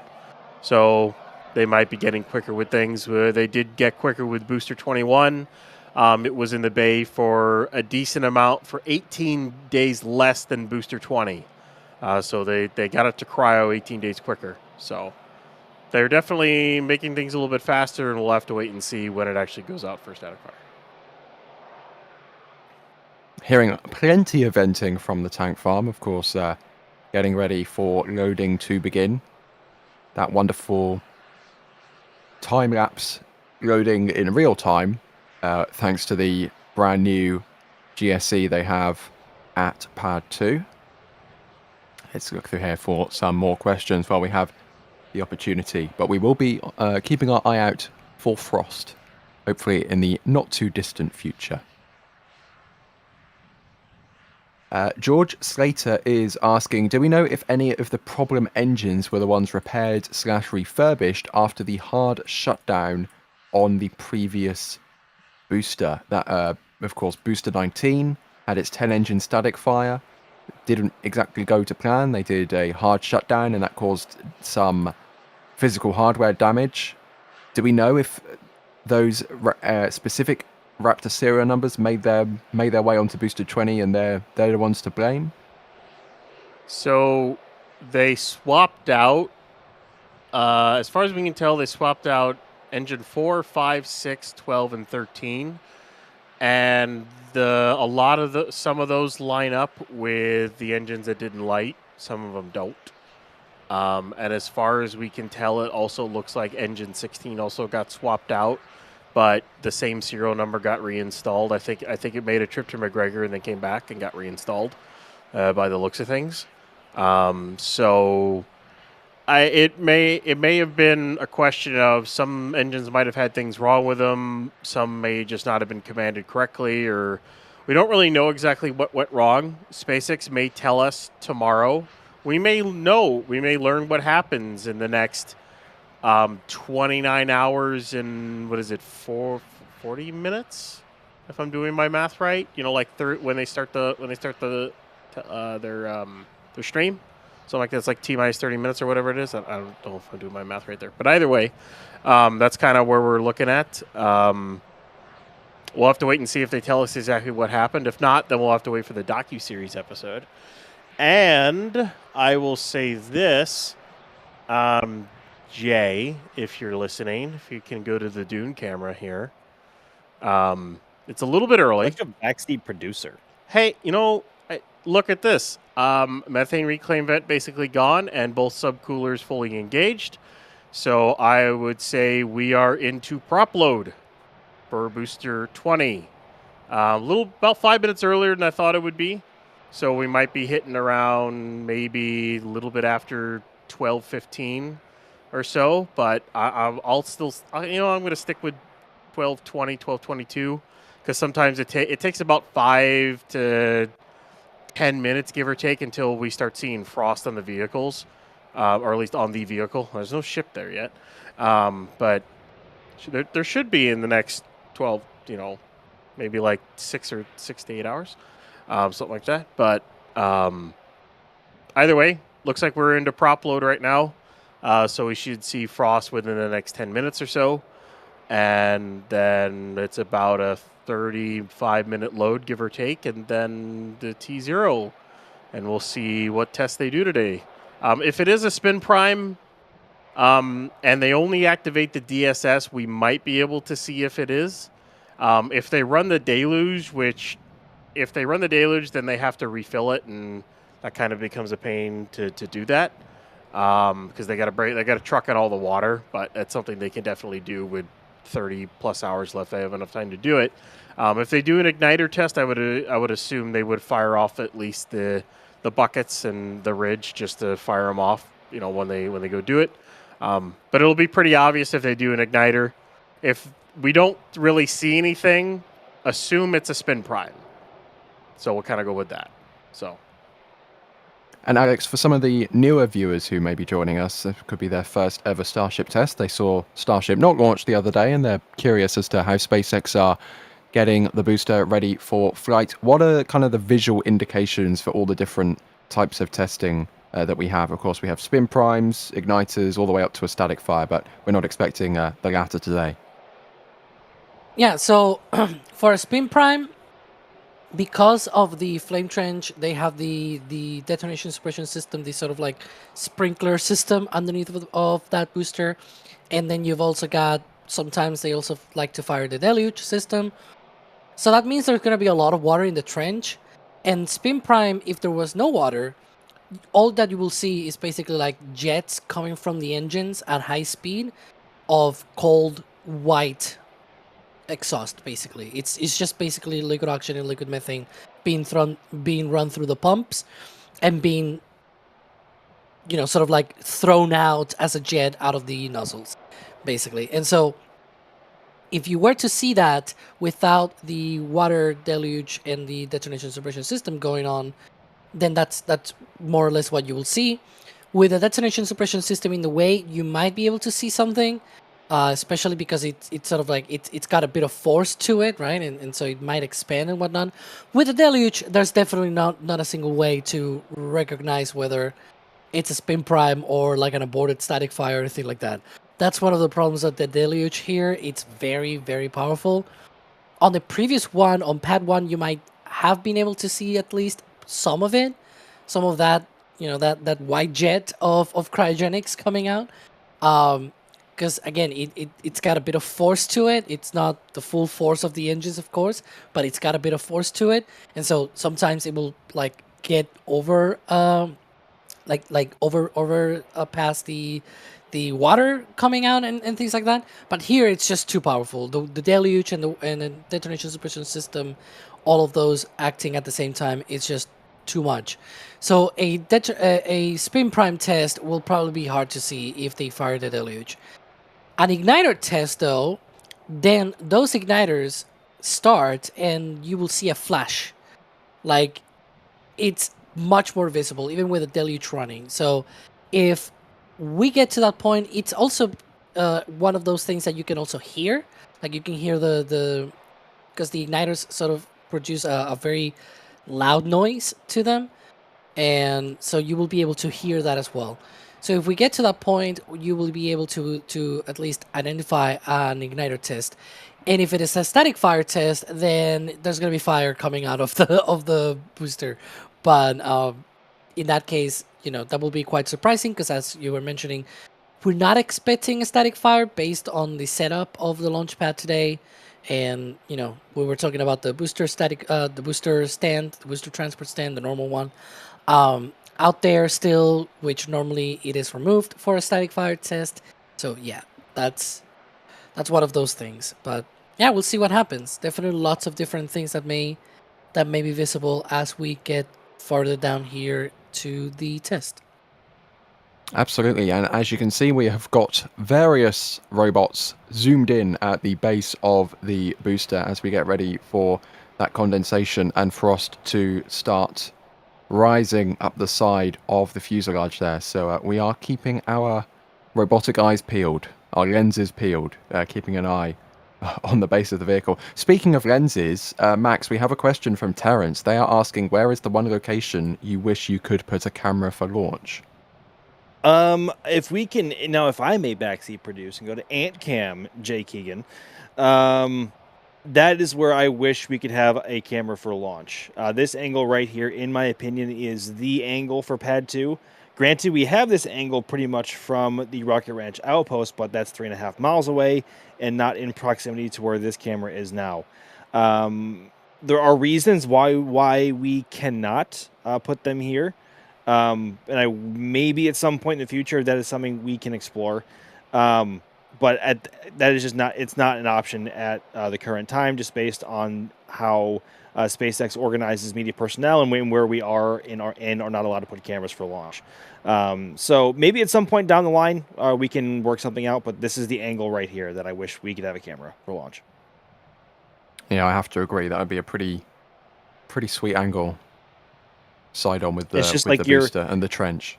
Yeah, it's like it's a perfect 3/4 angle to the rocket. You're right in the middle of both flame trench exits, not necessarily at risk from the top deck, at least on this side, because the super high pressure flows toward the opposite side of the camera, or away from this camera's perspective. So, yeah, this is the spot I wish. Indeed, about to approach, or we are coming up on 30 hours until the launch window opens, so that'll be a nice moment to see 30:00:00 in a couple minutes from now. And we are seeing some condensation frost. And frost starting to rise. Let's go. Frost and the booster. And don't blink because you will miss it. I mean, if you go, put the kettle on or something, this thing already be halfway full with prop. That's how fast they can load these things nowadays. Ryan, what sort of propellant levels are we going to be expecting for a test today? Asks Kiwi space enthusiast, helium and hydrogen blamer. That's a lot. Full LOX tank and about a ring and a half of methane, give or take. It won't be plus the transfer tube, obviously. You'll see the LOX frost rise up until about the top of the taller chines, and then you'll see methane frost appear. Because I think they only run like 2 pumps on the 1 or 2 pumps for the methane when they go to load the booster for this stuff, because there's no need to run all 4 pumps. You're not really loading it that fast. You're only loading it a little bit over a longer period of time, so they don't run the systems at max as they would for, say, a wet dress rehearsal or for launch. So that's kind of what we're looking for today for prop levels. Basically, when you saw the prop levels that Booster 20 had for its first static fire, the prop levels that Booster 19 had for pretty much all of its tests, that's the same prop levels we're going to have today. So, yeah, that's what we're looking for.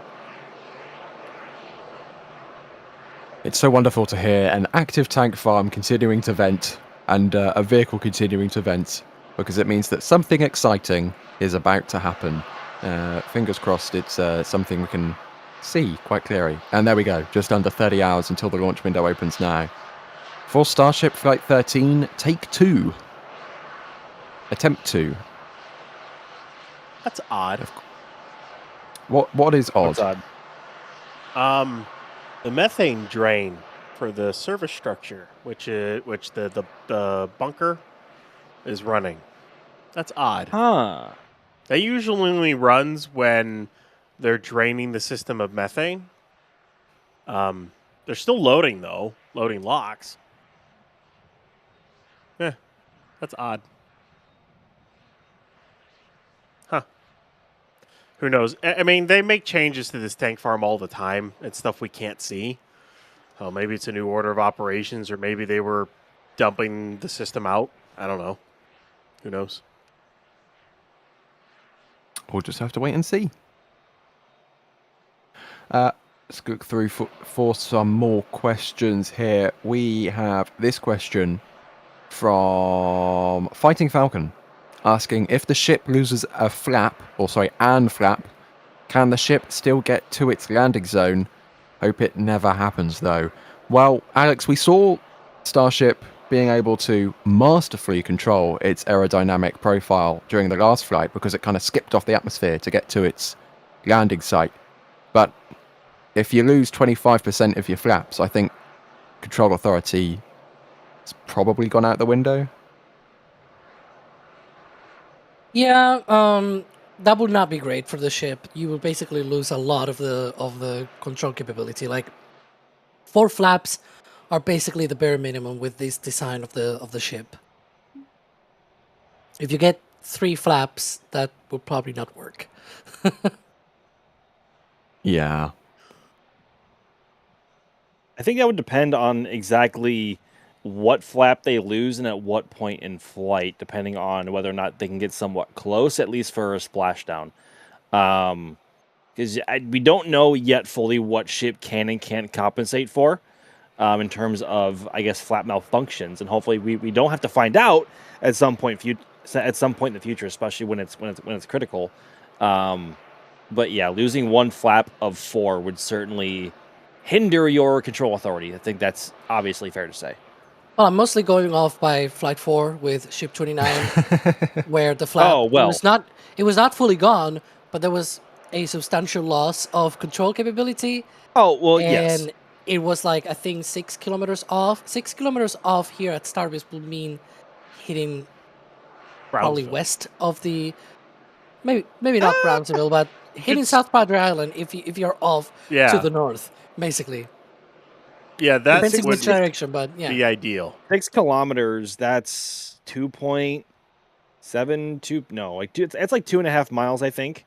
And that will not get you from. That's like halfway in between the launch site and SPI. That's certainly the channel to slam it into the channel. I mean, no, like the channel is right by SPI. Oh yeah, so it's slammed into the wetlands, like it was. Yeah, exactly, and that wouldn't even reach the outpost actually. Either, but that's like from our perspective, you still have a little bit of flap. If you were to remove the entire flap, though, I think that would probably be even worse. Yeah, I think if they lose a flap, that ship is dead and done to rights, and they would have to find a what? Dead and what? Never mind. Basically, if they lose a flap, they have to find a way to dunk it into the ocean or the Gulf by whatever means necessary. Because they're not going to be able to catch it at that point. There's just no way you're going to be able to control it enough. So I'd be curious to see what the plan is for that. Yeah, we'll see. We have gotten some support over the last few minutes, so I'm going to quickly run through that. Mr. ACP, thank you for becoming a PadRap member. Somebody has got the patch off of the store, and Skull Kid Ray, thank you for your support as well. Asking, how about using a tower to protect the booster during a double catch? Booster gets pulled into tower and covered, and they catch ship. I think the problem with that is that there is stuff inside the tower, and if you remove the innards, it loses its structural integrity, and then it probably won't be able to hold a booster anymore. At that point, you're also like, if you need to move the booster close to it, just roll it out there. Just roll it out of the launch site. Like, if you're moving the booster, it's only a few more minutes until you're out of the launch site and on Highway 4, and just out of there. You know what I mean, right? Like, the difference is minimal in terms of the timing. We saw that yesterday. It got, the SPMTs kind of broke, but it was going at a really nice pace at the beginning before they started breaking. So, yeah, I don't know. It feels to me that if you're going to be moving the booster close to the tower, it's already on the transport stand, it's already on SPMTs, just get it out of the way completely. Don't leave it there. And it kind of relates to the question that Roger was talking about just before I started my shift on this stream. But, eventually maybe they'll have some SPMTs which they can just remote from the Star Factory, just drive it up to the pad, remote the booster off onto the stand, and then just roll it back without anyone actually having to enter the exclusion zone. Or, when Grok is good enough, we get Grok to drive the SPMTs. And I'm sure that will go really well, and there'll be absolutely no adverse side effects at all for getting Grok to drive the SPMTs. At Gork, is this true? I mean, we need to ask, can you drive an SPMT? The Tesla robots driving the SPMTs. Then that would be Powered like by Gork. GPMT, Grok-powered module whatever. Self-propelled Gorkular transporter. I don't know.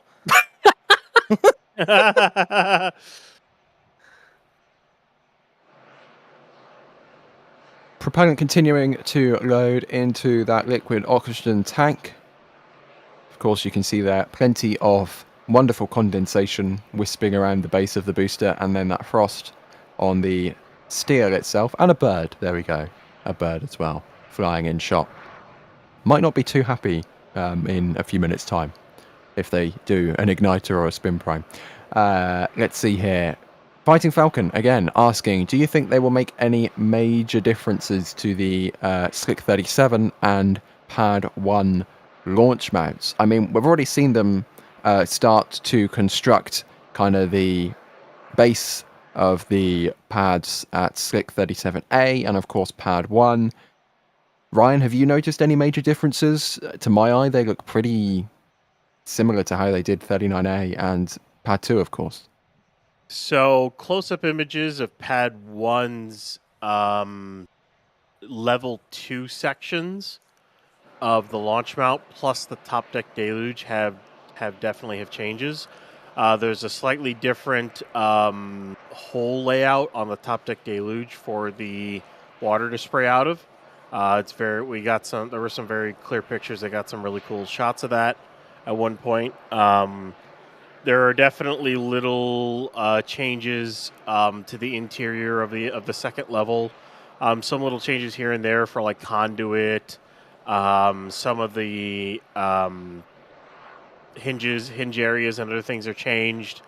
So there are definitely changes here and there.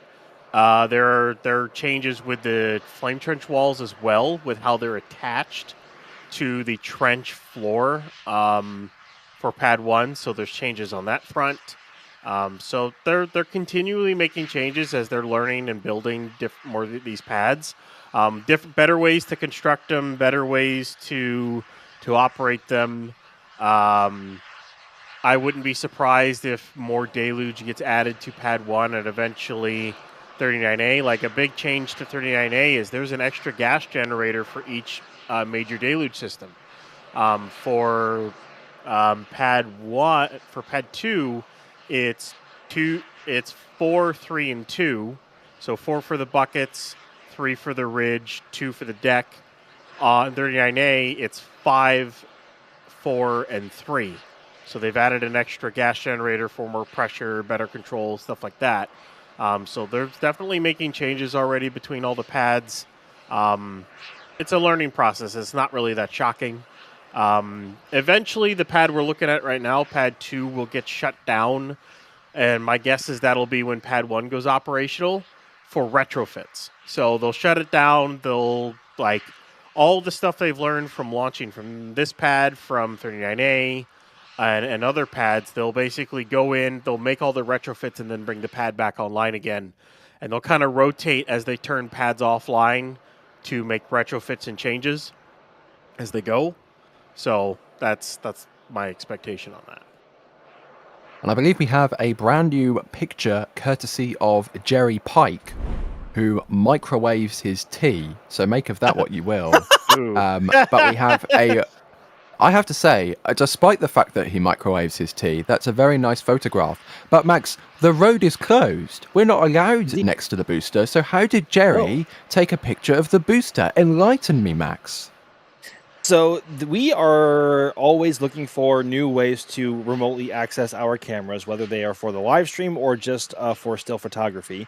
And Jerry has a system to remotely access this camera currently by AntCam to remotely pull images off of it and access it in real time and take images in real time.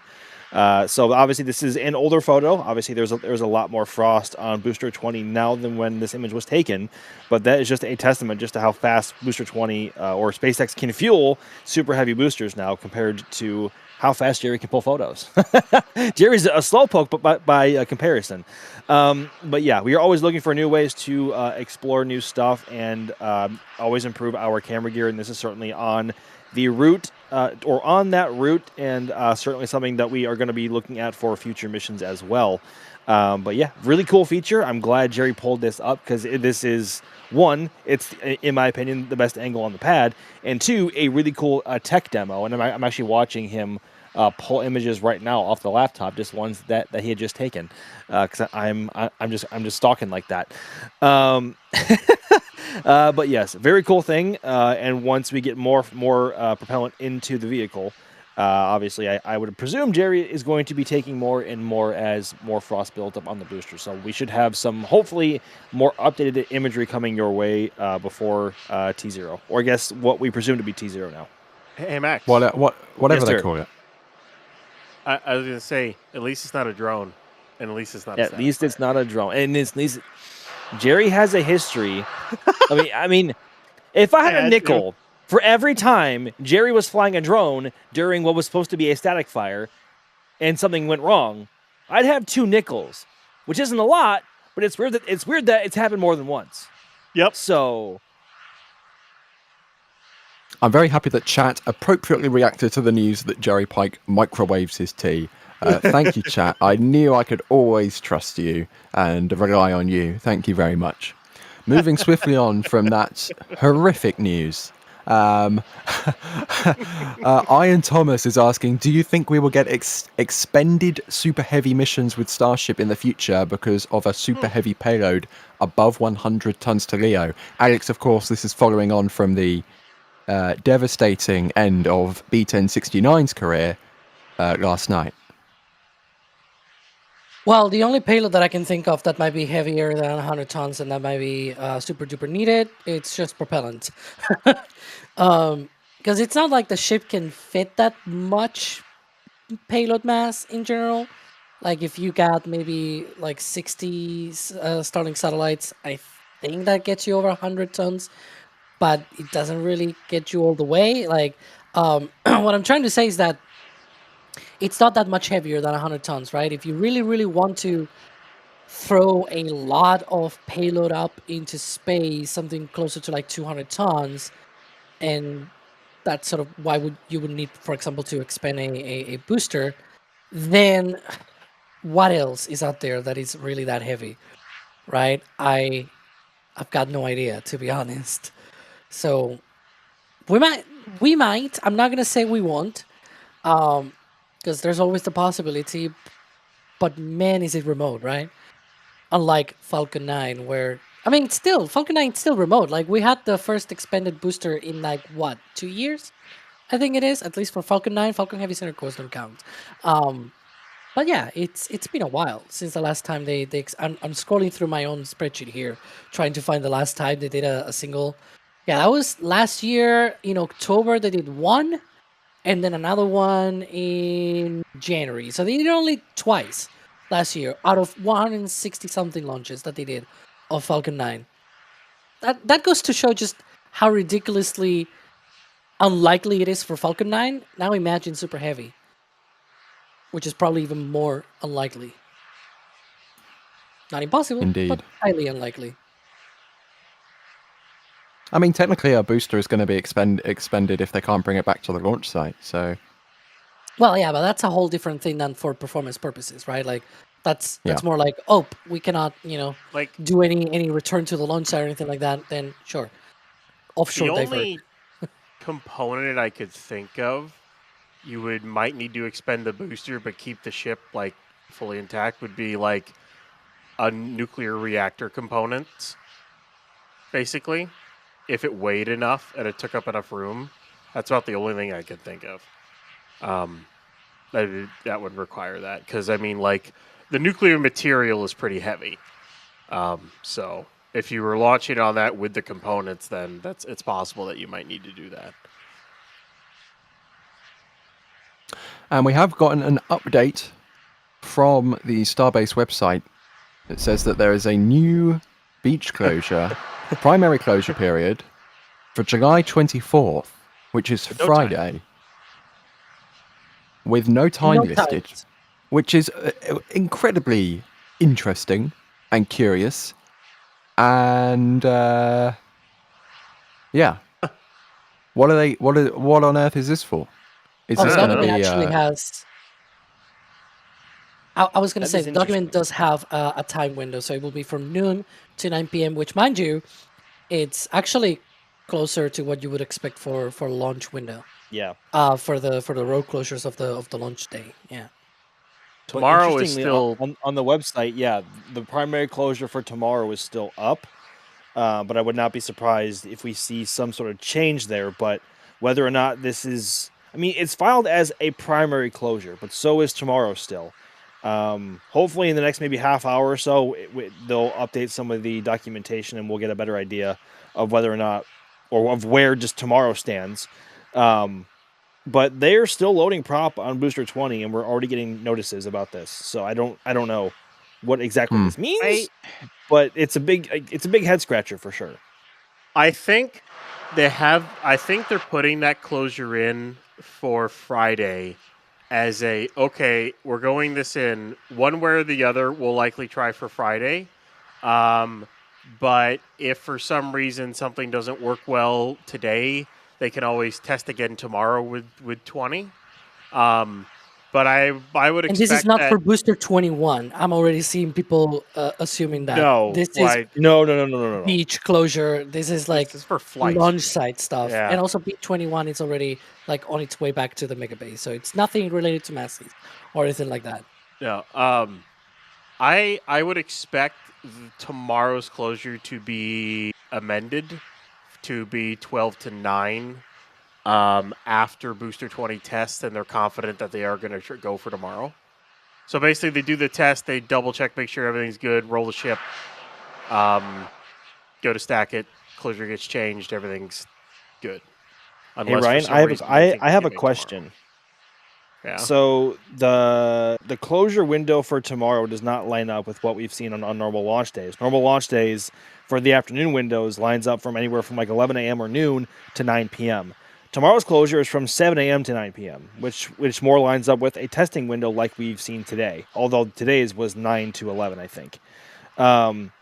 So that I don't know. That seems like maybe if testing goes well, are they modifying tomorrow for a static fire, perhaps of some sort, or are they just keeping that there in the event that if all goes well today, that they can just modify the closure for tomorrow for launch? I think it's just to modify tomorrow. Remember, SpaceX is still saying tomorrow. They are their website and their countdown clock, which I mean, whatever the countdown clock on that one, because it doesn't really become that important for a Starship launch until you get to T-minus 12 hours or so. But basically, that is still set for 29 hours, 40 minutes, and 16 seconds till the opening of the window. Tomorrow, they're still targeting for the 23rd of July as per their website. So my guess is that you're going to get a change in the closure tomorrow, and that's how that'll go. They'll just change the closure. They'll move it from 7 a.m. to like 11 a.m. or noon, probably noon, and then you'll have a noon to 9 p.m. So you just got to change. You just basically bring it forward. Bring that time forward to 12, and then that's it. Everything else is in place. All the notices are in place. TFRs are in place. If this test goes well, modify the beach closure, roll out the ship, stack it, launch be done. If they can get it out tomorrow, that's what I think they're doing. Well, fingers crossed they fly tomorrow because we've been waiting long enough. I mean, it's taken them a week to get back to testing, making sure that everything is ready. Usually at this point in a stream, we would say put in chat. Oh, great timing. Yeah, usually at this point we would say put in chat where you're watching from, but I'm not going to do that this time. I'm going to do something different. I'm going to do an experiment. I'm going to see if it works even better. Put in chat your method for heating up water for tea, and if it's microwave, sort yourself out. I want to make sure that everybody in chat is saying that they use a kettle properly to heat up the water for their tea. Who drinks tea? Right. I don't know. I will say this: when I heat up water for, like, if I do hot chocolate or stuff like that, I have an electric kettle I use for that. I'm not gonna microwave. Thank you, Ryan. Water for that. I think you deserve an award for that. Really? All right. I'm sorry, I'm not gonna wait for. First of all, I don't drink tea, but whatever I have to warm up, I don't do it on a kettle or anything like that.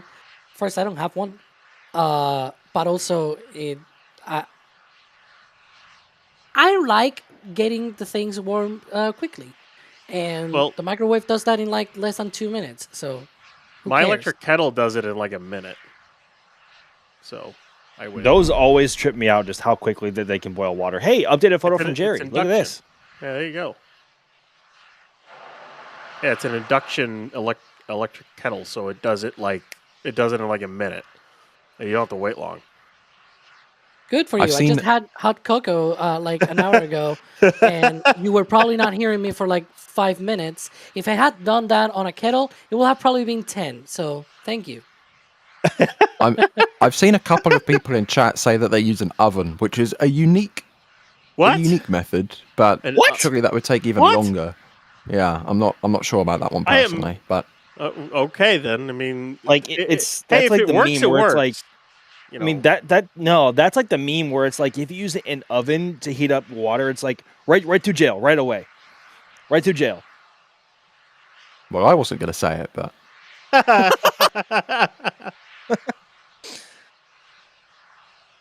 okay then. So we have a few more people joining us, as you would expect, as the fueling process progresses. We now have a good chunk of oxygen in the oxygen tank, a little slither of methane in the methane tank, but of course they've got that huge transfer tube downcomer, as Jack Bayer loves us to call it, through the liquid oxygen tank full of liquid methane.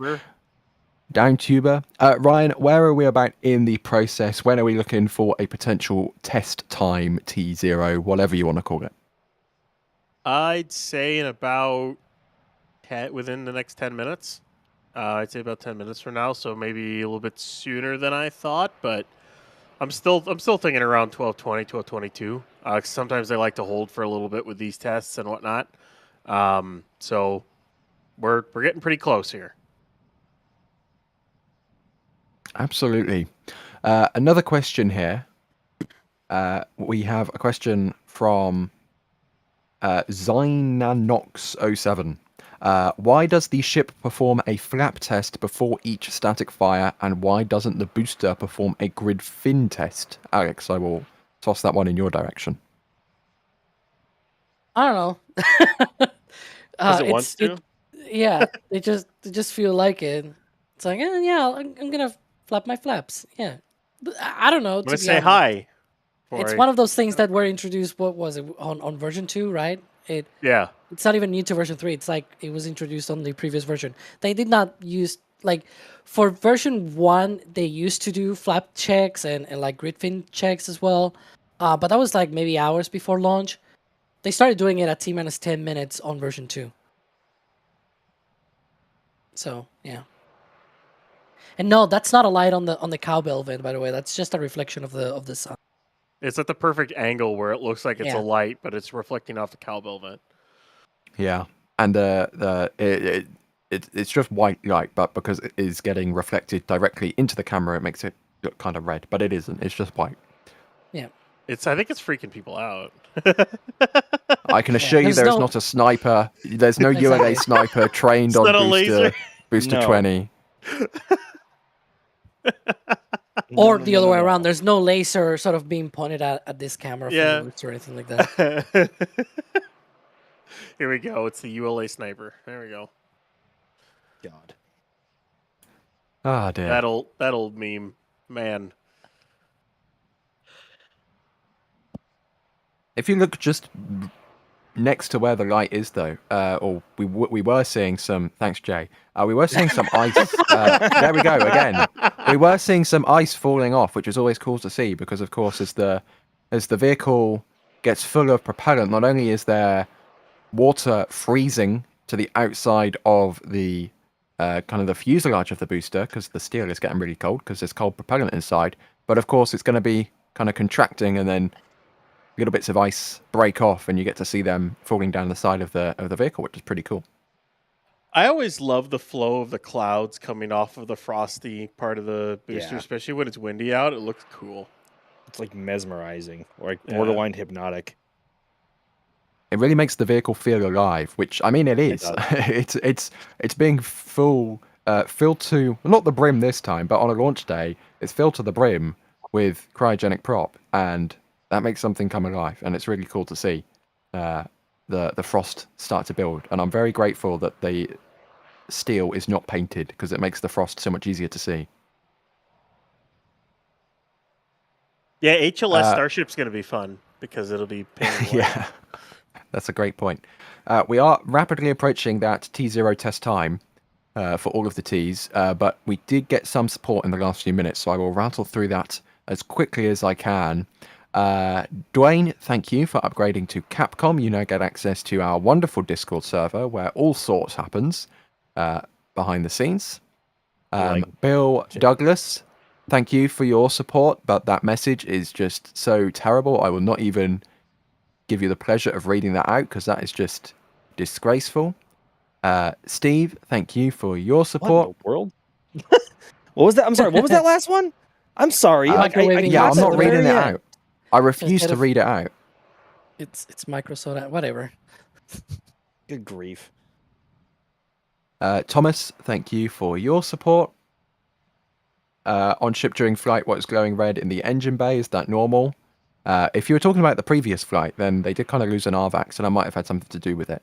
But normally, we do see a little bit of a glow, because of course they have the exhaust running on 6 engines, so... And for 6 minutes, so... Yeah. Yeah, they get kind of hot after running for a while. That tends to happen when you're running engines, rocket engines for long periods of time.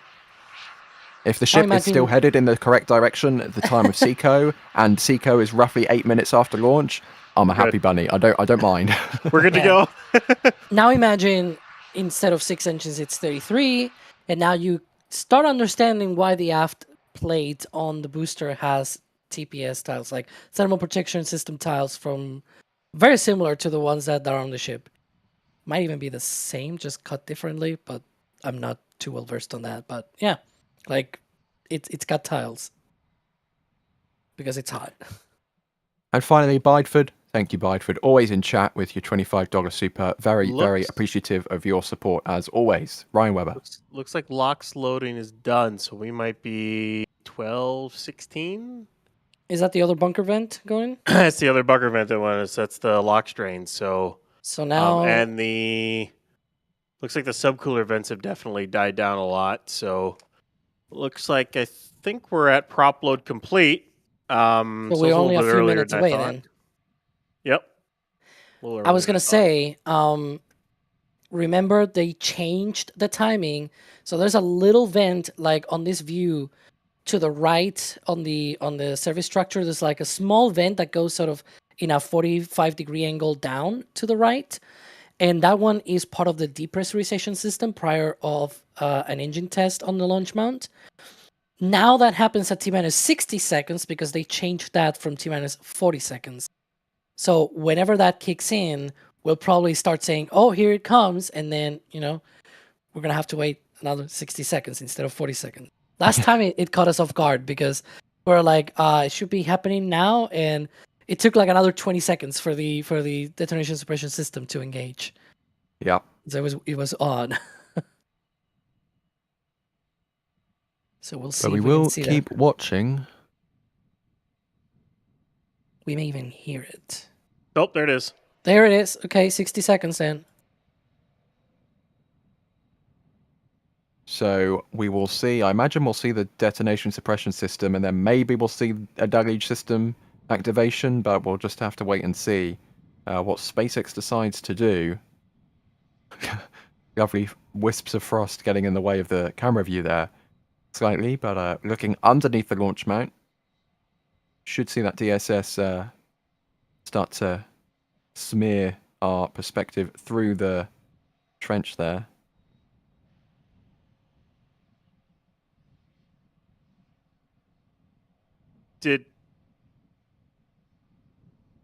Was that the test? What was that? Did they just SP? That was a burp of some kind. The end. That didn't seem powerful enough to be that though. No. That could have been just the engines they replaced. It could have been a 5-engine SP. SP being spin prime, of course. 5 or 6 engine spin prime. Sorry. Yeah. That seemed awfully quick to be a spin prime as well, though, didn't it? It did seem quick.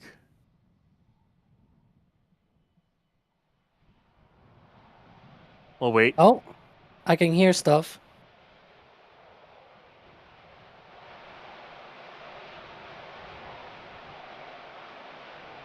Is that booster venting? I think that's the booster. Oh. Yeah, that's the booster. Yeah, and that's definitely the booster. Yeah, and we have methane detank as well. Yep. The methane recondensers are running over at the methane tank, so now we have methane detank. So that was it. That must have been it. I was expecting the detonation suppression system to kick in. Yeah. And there was nothing. I mean, it's better for our camera views because we can actually see through the trench, and it's not all smeared with the what's the word, vapor and whatnot. But very anticlimactic spin prime. It looks as if we've gotten. That was even more anticlimactic than I thought it would be because I was thinking, we'll see the DSS fire, maybe the deluge, and then they'll run all 33, and then that'll be that, and you won't really see much. That was even There was no like precursor to that. It was just vapor, and then that was it. Yeah, like that was much quicker than really any other spin prime that we've observed before, or even ones that we've had better visibility of. Because obviously our views towards or inside the trench are usually obscured by either the DSS and or deluge system. That was very quick. That was very, very, very quick. Also, I'm just gonna say that if that was a spin prime and they didn't turn on the DSS, that's a gamble. If they didn't do that, That's all I'm going to say. But if that was a spin prime, that also didn't look right, if I'm going to be honest. Usually spin primes last a little bit longer, and they're a bit stronger, too, in terms of the vent that comes out of the engine. Yeah. That looked like they tried... It looked like they tried to spin up and didn't. So... I'm not really going to say it was... It looked odd. Abort, Let's just say it. but it looked odd. It didn't look right. Yeah. It looked odd compared to what we've seen in the past. That's for sure. Like, that's at least the thing that we are sure of. But I can say for certain that they are detanking. That is something I can say for certain, because the methane recondensers at the tanks only turn on when they're running methane back. And then on top of that, the LOX liquid vapor return tank vents are also running as well. So they are detanking both tanks. So whatever they did is done. Either is done or something else happened. But at this rate, they will detank. We will have to wait to hear from SpaceX if it's good to go. Maybe they'll... I kind of expect them to make a post to say booster's good to go. We're targeting tomorrow. It feels like they should. The only other indication I would say is if we're good to go is if ship 40 starts rolling to the pad. Because if it isn't good, then ship 40 isn't going to roll. So there's indications we have to watch out for later today. Booster 21, is that... There's another photo from Jerry. Let's see. Well, I was going to say, of course, one big indication of whether we go for flight tomorrow will be the ship making its way to the launch site and stacking, because I am, personally, I'm more confident in SpaceX doing a tweet about a full stack than a tweet about the booster. But we'll just have to wait and see what SpaceX decides to share with the world. Of course, there is no kind of daily press release we get of the ongoings today at Starbase, which would be lovely to have, but it would never happen. So we are just making our best guesses as to what is happening at any given moment. And yeah, that'll be the biggest indication, of course, because you can't launch without a full stack. So need the ship at the pad. And if they're not happy with the booster, then there's not really any reason to roll the ship to the pad if you want to test the booster again. And can confirm with my Mark 1 eyeballs, ship 40 is still very well... It's staying put in front of Mega Bay 2 right now. Yeah. So Booster 21 is close to Richardson. It's currently off to the side, allowing traffic to pass. So it's still got a solid 30 plus minutes before it even gets to the production site. And once it gets underway again. So assuming that gets to the production site, I'd assume around 1:15 p.m., give or take, somewhere around there, probably by 1, depending on how long it sits there. Then has to go up Remedios and then over to the bay. That probably takes another 15 minutes or so, 15, 20. Then get it out of the way enough of 40. Then the crews can either just park 21 or get it inside the bay. And then grab 40 and roll it, assuming everything is good with 20 and 40 starts rolling. So we could see 40 start rolling in maybe an hour, an hour and a half, something like that. The closure for 40 is supposed to start in 8 minutes. But I would expect 40 to not start rolling until 21's back at least in the ring yard or inside Mega Bay 1. So that's kind of what we're waiting for at this point for any indications. As of right now, we're just going to we'll sit and watch Booster 20 detank. And any indication that they're going for tomorrow is going to be watching Ship 40 roll in that closure, basically. And the only way to find out is to wait and see. So if you haven't already, that subscribe button might be useful. And we will, of course, have rapid updates over on all our social media channels, whichever platform you prefer. We are on all of them. So Go find NASASpaceflight or NSF or official NSF or a variation of that. 29 hours, 21 minutes, and 3 seconds until the window opens. We're still yet to see if that window will be met or not. I thought we were about to hit some more venting then. Over the course of the test, of course, we did get some more support, so very quickly I will run through that while we have the opportunity. Carson, thank you for your support. Could they be doing a fin test on the ship to burp the fuel system like a radiator using the vibrations of the fin motors?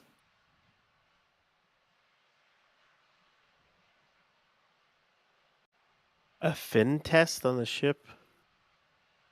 No. Those motors are completely separate from everything else. They're just electric motors with a. I'm pretty sure they're gearboxed. I don't know if they're direct drive or not. I can't remember. What is if they burping the fuel system? It feels odd to me that expression. I guess getting all the gas bubbles out of the system, but if Yeah. you have gas bubbles in your system, that's bad.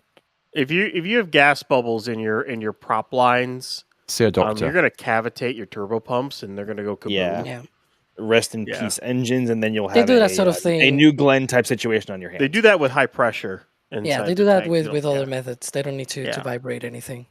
Yeah. The KD80. There is only one true drink, coffee. Tea isn't real. Opinion invalidated. Kevin, thank you for. What if I getting said the- neither drink was valid? To be honest, I don't tea and drink coffee, either. both I don't terrible. drink either. So Yeah. Oh, I'm seeing the vent on the On the launch DLM? pad there, bottom right. Yeah. Yeah. What's going on there? They're depressing.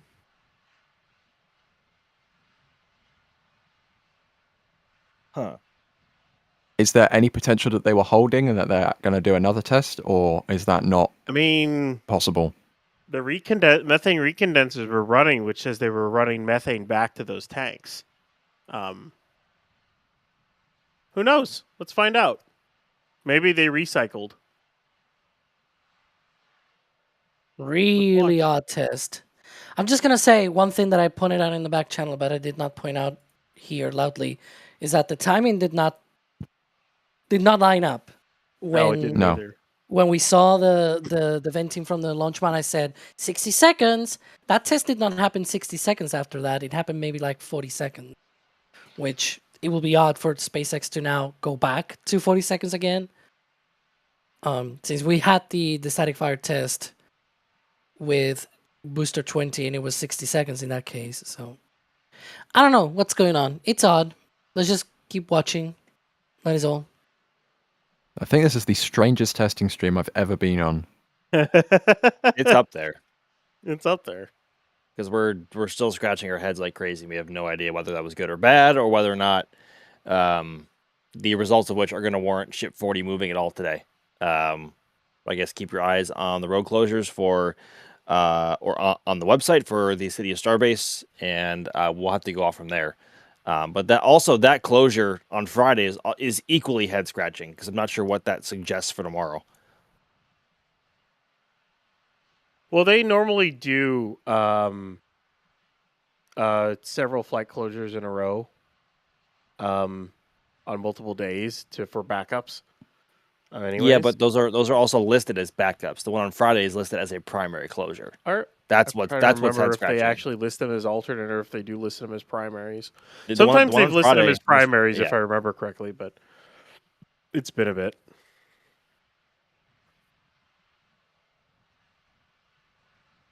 Well, I guess that Well, depressment didn't mean anything. So Yeah, I was going to say, I haven't seen anything. yeah, so I don't think Um, I don't think it meant anything.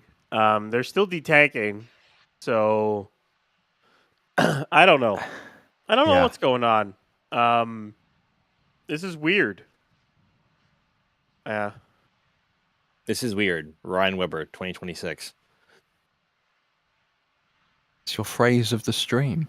Confuse X. It's true. Confuse media spam button. I will also add, though, road closures at Starbase, the scheduled road closures at Starbase, they are more of a loose hint rather than a solid indication, because SpaceX will just roll a vehicle whenever they feel like it, whether there is an actual scheduled road closure or not, and they'll just put in a scheduled road closure later after they've actually rolled the thing. So that does happen. I wouldn't say it happens regularly, but it happens semi-often, to the point that we're used to it happening. So, yeah. We'll just have to wait and see. The only indication I can give you of when the ship will be rolling to the pad is when we see the ship on Highway 4 rolling to the pad. Anytime before that, it's a complete and utter guess. If we see ship backing away from Mega Bay 2, and turning towards Remedios, then I would say it's going to the pad. The only other option for that to do would be for the ship to back away, the sling to go into Mega Bay 2. They would actually no. You know what? They can't lift Ship 40 onto a work stand right now. They need both bridge cranes to do it, and the right bridge crane is busy with Ship 42, and that bridge crane cannot let go of that ship until the aft is installed, because the transfer tubes are hanging out the bottom of the LOX tank right now, and they can't sit that ship down on anything with that really in its state. So basically, if they wanted 40 back on a work stand, if anything happened, it would take several days in order to get it to a point where you could take that bridge crane off. So that's not going to happen. So one way or the other, 40 staying on its transport stand for a while. So Kiwi space enthusiast, helium and hydrogen blamer says in chat, it's all Jerry's fault. He upset the booster with microwave tea. That's true. 100%. I think this is a scientifically proven fact.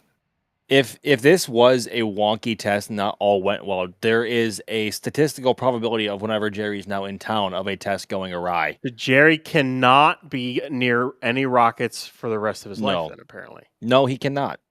He cannot. By the way, the frost line's going down, so if you're wondering if it really is detanking, there you go, it's detanking. But yeah, I think if this is if it's an abort, I think it's Jerry's fault. And hashtag blame Jerry. I want to see it in chat. Hashtag blame Jerry. Spam it in chat, everybody. Hashtag blame Jerry. And of course, that detanking frost line is, a bit more of a loose indication, because of course they can detank the vehicle faster than the steel warms up to melt the ice. So that's why it's kind of a wavy pattern. There aren't waves of oxygen in the tank right now. That is just a different.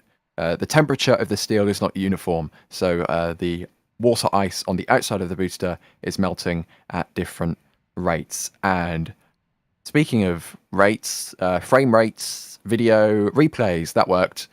We have a couple cameras to look at. Wow, what a segue. I think that was Sawyer level, personally. Let's take a look. First of all, looking in from the west, looking to the east, you can see Pad 1 in the background. Oof. Well, we could have seen it, but SpaceX has decided to do this tank farm activity in front. So this is the better angle. This is looking from the east to the west, and you can see there the nothingness that happens beneath the pad.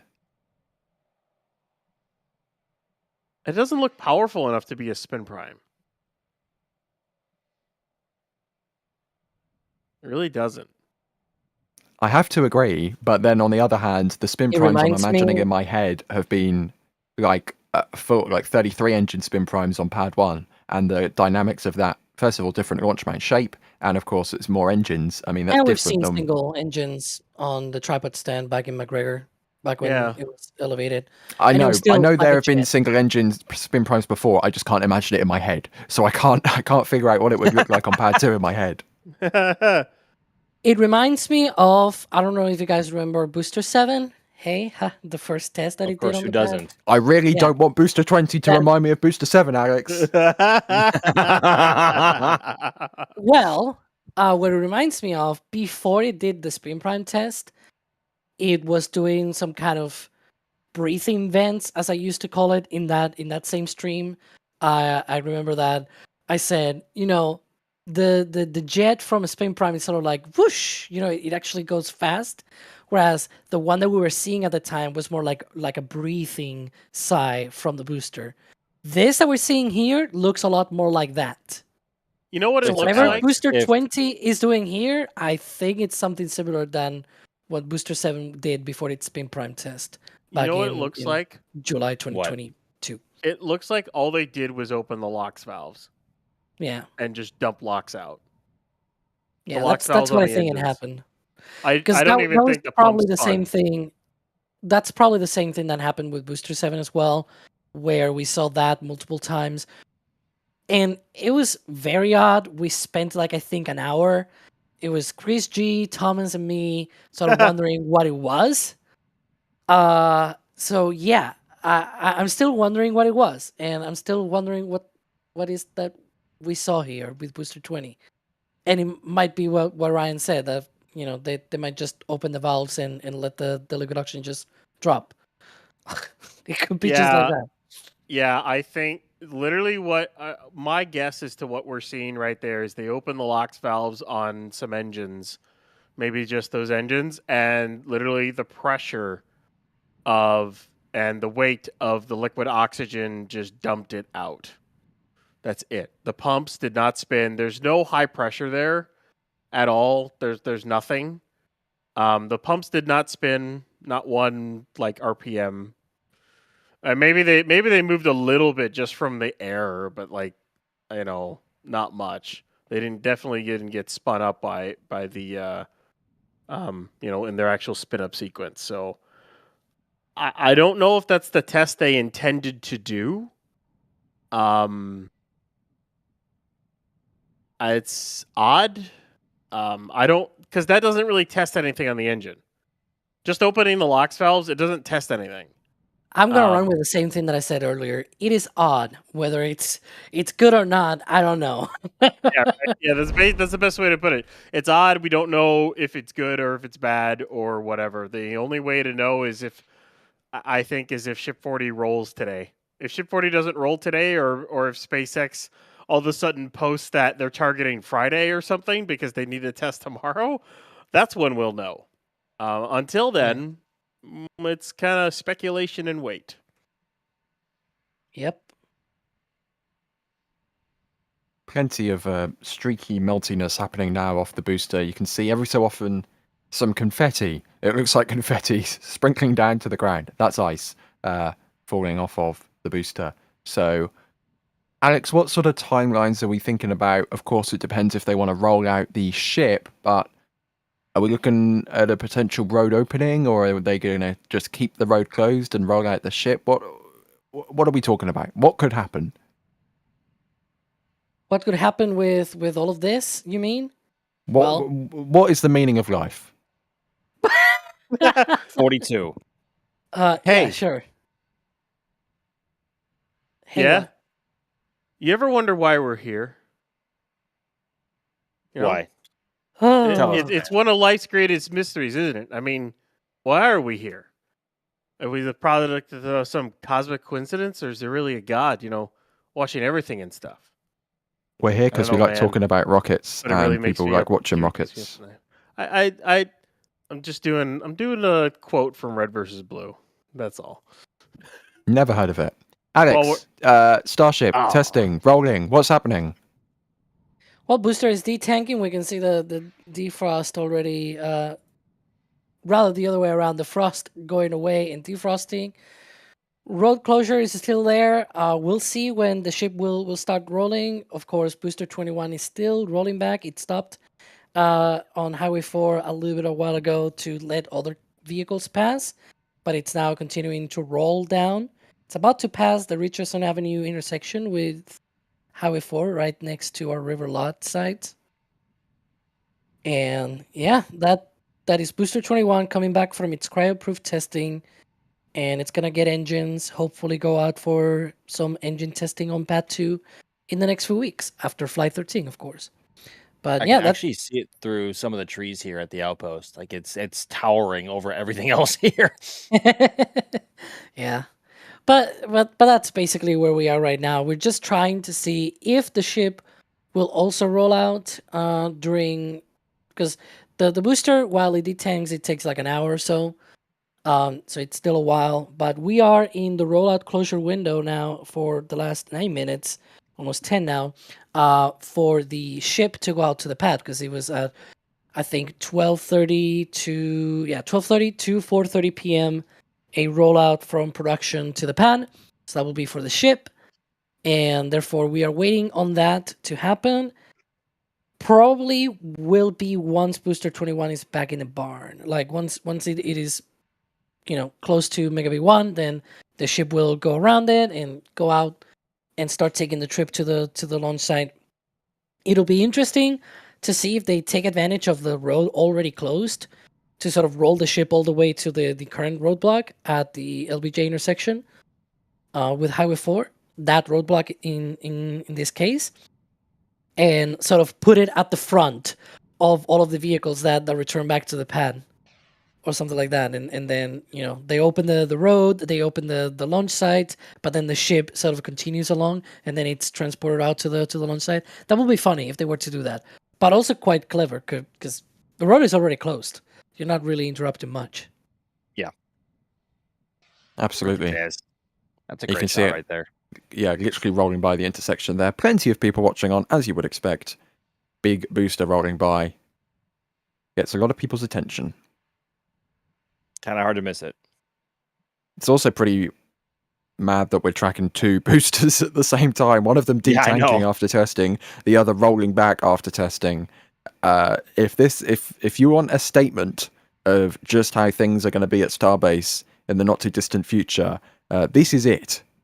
This is everything happening all at once at Starbase.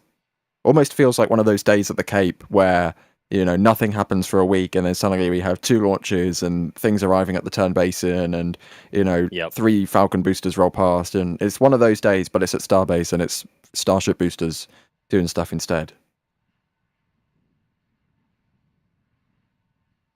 So as we approach no earlier than 29 hours until launch, let's go through some more questions. Mr. Nuck Engineer is asking, speaking of Kennedy, does, I think you meant to say KSC and not KFC, have a Starship ship static fire capability? Whereby I hear they have really good tenders. Ryan, let's assume that they are talking about the Kennedy Space Center and not the Kennedy Fried Chicken. Are they planning a Massey's-esque test site anywhere, or are they going to just test the ships at Starbase and then ship them out or barge them to the Cape? I would expect a ship static fire stand set up somewhere on Merritt Island, probably like 2 mile and a half, 2 miles away from the Roberts Road production facility that they're going to have there. That's my expectation. Where exactly? I don't know. And how many stands? Who knows? I haven't seen any permitting for it, but that's my expectation because they kind of have to have one. They cannot use the pads for They can't keep using pads for ship static fires for long-term, viability and to keep your launch cadence up, because you would need to put an adapter on and do a whole bunch of shenanigans with the pad in order to actually static fire a ship on there, which is what they're going to have to do in the short term until they build one, until they build an actual dedicated stand over there. So I hope they build one, because otherwise their operations are going to actually stink badly with absolutely zero efficiency whatsoever if they don't. I mean, it's methane, so wasn't it going to stink anyways? Sure, yeah. Wow. You're welcome. Video game developer is asking, they're going to have payload integrators on site, right? Isn't the idea that they are just going to put the ship right back onto the booster? Alex, this is an interesting point because if they want to, the idea is that the booster will come back and then they'll just put another ship on top, or they'll bring the ship back and put it on top of the booster. Are they going to have payload integration at the launch site, or is that going to be something that happens at a production site and they're just going to have to be really quick at rolling ships to the pad to launch? Because, according to Elon, we're going to be flying Starships every hour soon. Apparently. Yeah, by 2028, we'll see about that. How to explain this? The only way I can see this happening is if it were at a safe distance, safe enough that it will probably take a decent amount of time for the ship to come back. I just don't think it's going to happen with the ship. How about that? I'll just be very, very straight here, saying that no, the ship is not going to be like, it's not going to be, oh, it's landed, we'll put it back on the booster. First, the booster is not going to be there. We've talked about this earlier. They cannot catch the ship while the booster is on the mount. So they need to put the booster first and then the ship. So that takes a while. And then there's the matter, very simple matter of, yes, they need to load the payload, but it will, first of all, if it were like right on the pad, on the launch site area, say something like where they have now been extending the launch site area, for example, which is close enough, but not literally on the mount, then you will still have all of that evacuated. Like there will be no one out there. So it will have to be completely automated, a completely automated process. It just feels to me very weird and strange to do it in such a complicated way, rather than just having another ship ready to go. Like you land the booster and there's already a ship waiting for it a few meters off that you just roll to the chopsticks and put it on. Like it just feels, to not say another bad word, suboptimal. How about that? Okay. You can imagine the other S word that I could say for that. It doesn't really feel that is something worthy of doing. I'm gonna be honest. Mm-hmm. Because it's the ship, you need the payload. Like unless it's a tanker, like the tanker is the only thing that you can really put the payload on quickly. They can do that in 30 minutes through the quick disconnect, right? That's the only one where you could say, well, let's put it back on the booster and fly it again. That's the only one. Anything other than that, you have to load a payload, and that takes time, even if it was automated, right? Like it's not just boom, you snap your fingers and it's already on the ship. No, it takes time. There's a realistic side of things there. But yeah. We have another question here from Tommy, who is asking, is it possible that the failed engine light was due to adjustments made after the static fire? Max, of course, they did a 25-second static fire with this booster, and everything seemed fine and dandy, and then suddenly come launch day, 4 of the engines don't light, and then we have an abort and at least a 7-day delay.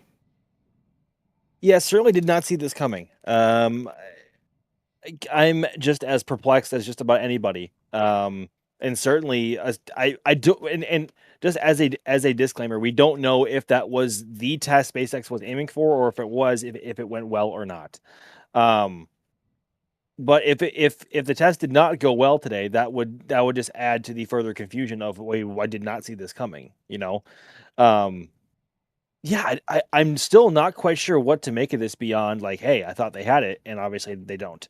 Or I shouldn't say they don't. They might not. I'll put it like that. But I don't know. I'm struggling to find the words for it, other than maybe it's starting to get a bit frustrating now because we thought they had it, and now it might take a bit more time. Or maybe today went well, and then that clip will age poorly. I'm not sure. But we'll have to wait and see what SpaceX either has to say or what they want to do in terms of moving their hardware to indicate whether or not things are good to go going forward. Indeed. We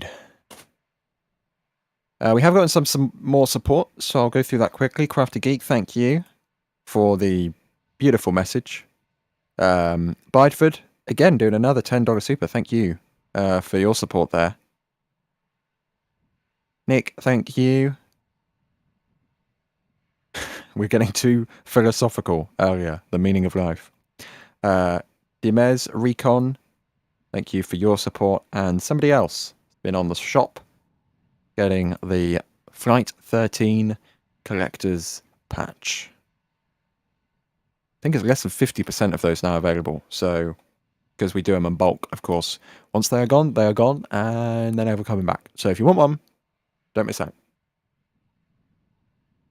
But of course, we are very, very grateful to everybody just tuning in and chatting and doing the YouTube things.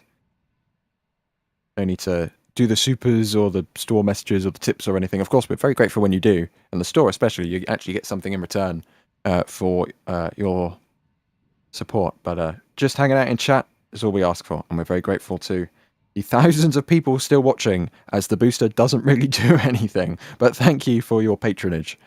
We are very, very grateful for it. Skull Kid Ray is asking, if this test didn't go to plan, do we still have time for SpaceX to retest? Ryan, I would assume that, I mean, on one hand, yes, they have all the time in the world. They can test whenever they like. On the other hand, I think they probably mean for a launch tomorrow. If for any reason what happened wasn't correct or what they didn't do went wrong, which I'm kind of the mind that I don't think they tested anything. I think something happened and it aborted. That's where I'm at right now.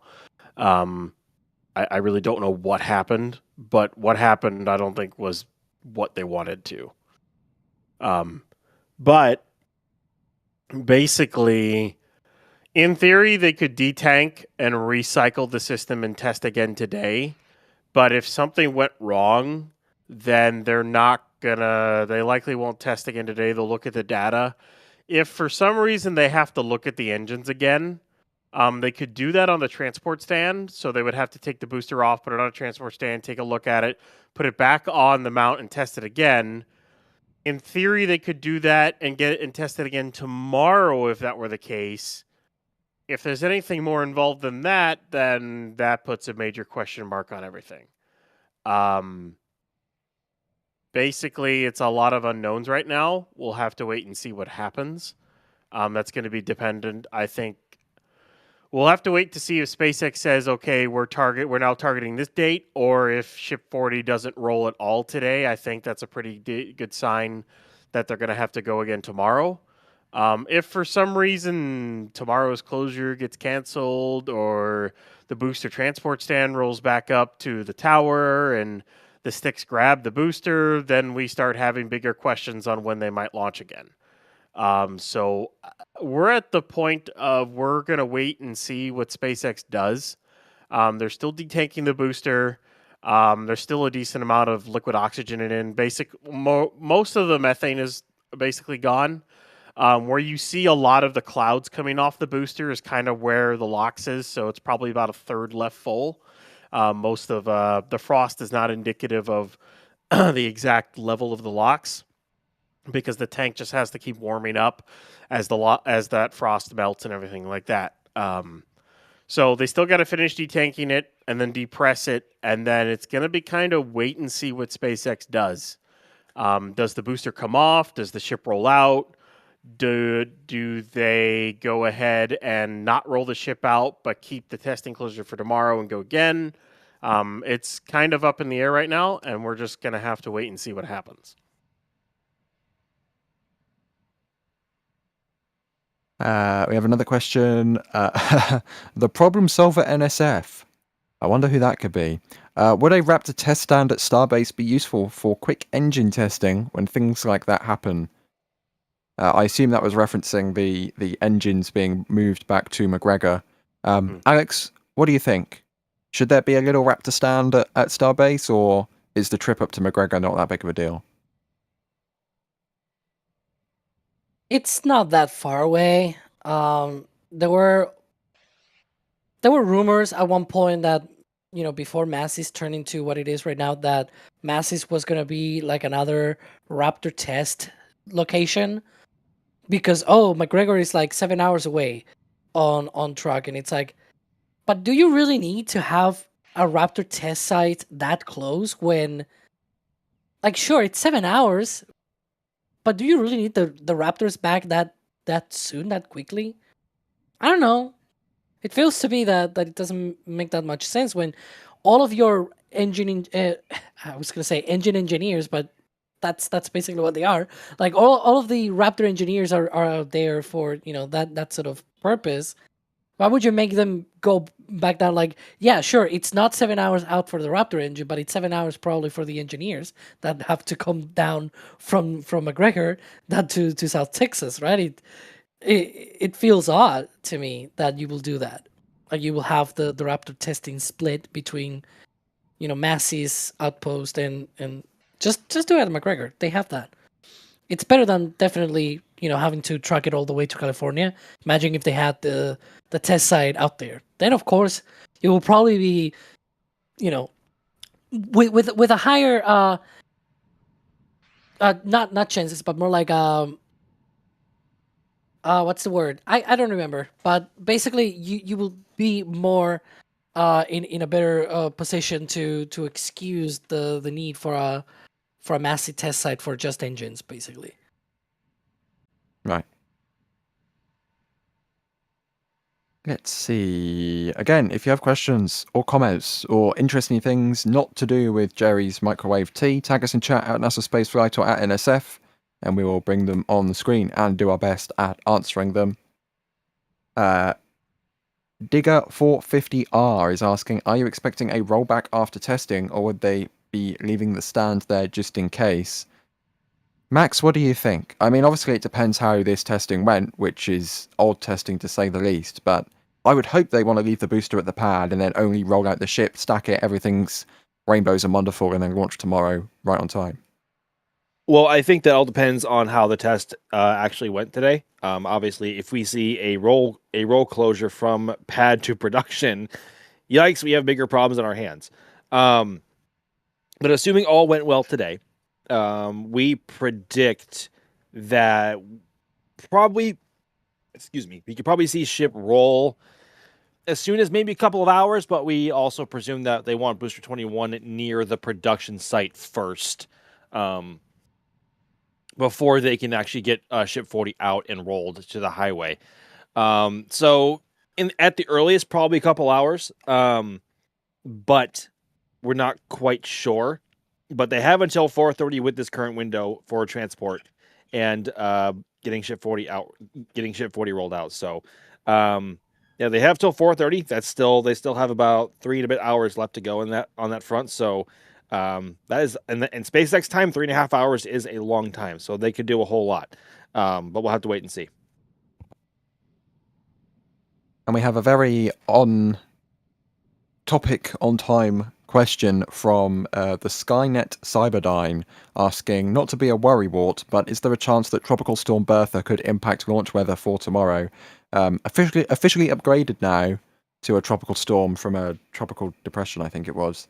The forecast says it's going to be heading kind of more Houston way, but of course that's only the center of the storm, and not, storms impact more than just directly under the center of the storm, of course. So I'm going to say I don't know, but I much prefer the weather to last week than this week. I don't know if anybody in the room has any other opinions on it, but I mean, less storms the better, and it's annoying that there is a tropical storm headed towards Houston.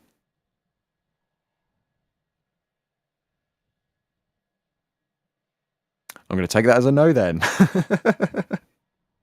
Hopefully it doesn't impact the launch too much at Starbase. Texas is quite big, if you didn't know. Fun fact.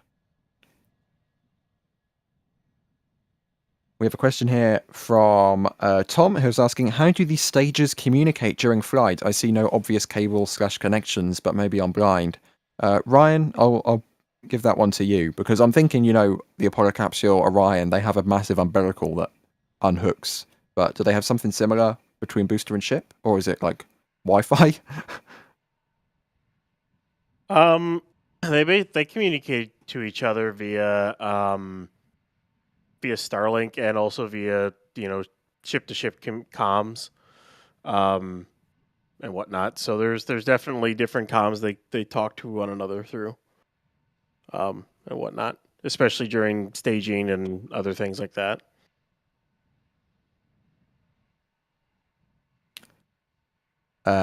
Make It Rocket. Starship had planned to go orbital back with the first couple flights. In theory, could they have done it? Ryan, I already know your answer. I don't even have to ask you this question to get your answer.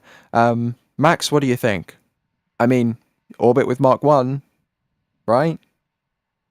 Yeah, Mark 2, was totally. it? Orbit with Mark 1. I mean, like, every single flight so far, obviously, bar the exception of Flight 1, because we all know how that went. They should have had more What? And 2. Well, yes, but ship actually got pretty far on Flight 2.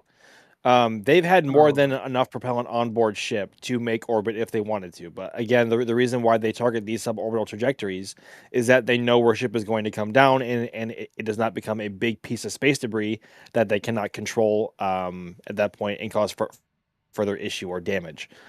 So it's had more than enough propellant on board to make orbit if they wanted to. But again, they have been specifically not targeting it for that reason alone. We could see that change, though, as early as Flight 14, assuming all goes well with 13.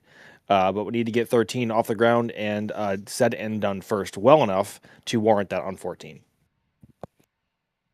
So, in regards to Here what we saw, here we go. I'm just saying here we go, because I'm imagining in my head your answer would be nope, absolutely not, nope. No, I'm not going to reference that. I'll just say this. I don't know how well Block 2 would have done in orbit. We don't know how long it would have lasted. We'll just say that. We know Block 3 can do 48 hours, but I don't really know how well Block 2 would have done. We don't really know. I would say that.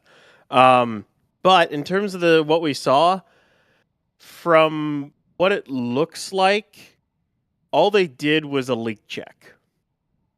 So they probably forced open the prop valves and then just leak checked the connections to the booster between the Raptor engine to the booster. So basically just allowed prop to flow through the main connection. So the connection that goes from the main LOX pump up to the booster, and then the CH4 pump up to the booster. So the main inlets, they're just leak checking those connections as well as the high pressure ones, and that's it. That's it. The engines are already validated. That's done in McGregor. So all you need to do is be like, hey, did we install this engine like a little bit wonky? No, it's not leaking? Good. All right, launch it. I think that's all they did. After talking with some people, it sounds like that's all they did. They just forced open the main valves, leak checked it, and called it good. Why they just decided to do it with a full LOX tank, because why not? They always do tests with a full LOX tank. So, I mean, maybe we'll find out something soon, maybe not. SpaceX doesn't say a lot these days, unfortunately. So, hopefully we do hear some official wording. But that is why we are so confused and speculative on today's stream, because we haven't really seen anything like that before, at least not in my memory. We were kind of all expecting a spin prime or an igniter test or something like that, and then it didn't happen, and they just kind of produced some clouds in the aft section of the booster. So, but what you're saying does make sense. Although, why not do a full spin prime while you have the choice? I don't know. Question for SpaceX. Right. Digger450R is asking, do you think they will ever move away from testing booster on the pad? Alex, this is an interesting question because, of course, the pad is where they launch, and if they're going to be launching every hour, they won't have time to squeeze a booster in for testing. So, are they going to have dedicated booster test stands? Well, that sort of goes back to what I mentioned before about how quickly are you testing these boosters, right? Or rather, yeah, like how often do you really need to test these boosters once Starship is up and running? Because if it is like Falcon 9, then it's just basically before its first flight. and that will happen only once for every booster. And so that means if you build, say, I don't know, 10 boosters in a year, then that's like 10 times that it happens. Not a really lot of this of disruption. And then there's the fact as well that whenever you want to test that booster, like some kind of booster static fire stand or whatever, it needs to be basically just like the pad. It needs to have a flame trench. It needs to have a deluge system just like the pad. It needs to have a diverter just like the pad. It needs to have a launch mount like the pad. Everything needs to be like the pad. Why don't do it at the pad? You know, instead of just building something else differently, why not just do that? Like, why would you go that far out in terms of building such a huge thing just for it to be a static fire stand? It, like, if I were them, it would be like, oh yeah, let's make the launch mount and the like in a replica of the flame diverter. Let's not put any launch tower or anything like that. Let's not put any of that stuff. Let's just build the mount itself and the trench and the deluge system. You're just one launch tower away from having a launch a launch pad in general. Why not do that the entire thing? And you're not doing that very often, because these boosters, in theory, from what Elon said a long time ago, they want to reuse these boosters hundreds of times.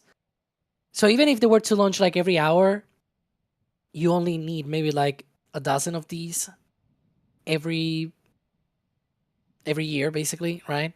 So, yeah, I don't know.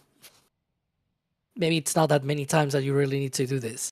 And you'll have multiple pads as well, which kind of helps. Just the ones that they are building right now, it's 5 of them. So if you cannot launch from one of them, well, you still have the other 4. So who cares if one of them is, you know, doing a static fire test of a booster? And this is like in the way out future distance we're talking about, right? Yeah, absolutely. If you do have any questions or comments, we are going to stay live as we watch the booster detank here. Still many thousands of you joining us, so thank you for your company. At NASASpaceflight, at NSF in chat, tag us with your questions and comments, brings it into the queue here. We have gotten some support as well, which I'll go through quickly. Marcos, thank you for the support. And we have Fothbear as well.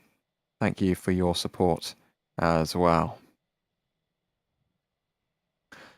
We are getting a few questions in chat, Ryan, about has there already been a static fire test? Is there going to be a static fire test? Could you just give us a little rundown of the day, what we have seen, what could be the next steps, what's going on with Booster 20? So, if my theory is correct, as I've talked to other people about it, and it was a leak test of the interfaces between the engines and the booster itself, which kind of makes sense when I think about it. It's kind of the same thing I would do changing a filter on an engine on an airplane.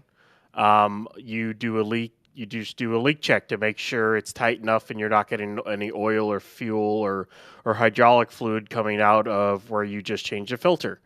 Other instances are like changing pumps and stuff. You do an ops check, but you also do a leak check to make sure, you know, nothing is leaking out of the system. You don't want leaks. There's limits to leaks, but you don't want them if you can avoid them.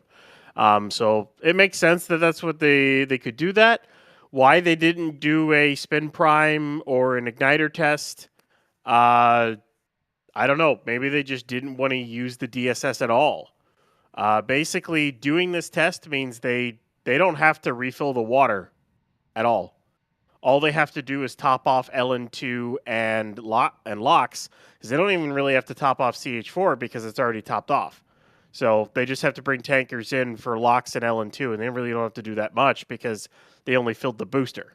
There was no ship, and they can also recover a lot. So it's less stuff they have to truck in, less issues they have, and less stuff they have to really do if they want to launch in the next 28 and a half hours and whatnot. So that's probably what they did. The next steps are for it to fully detank and depress.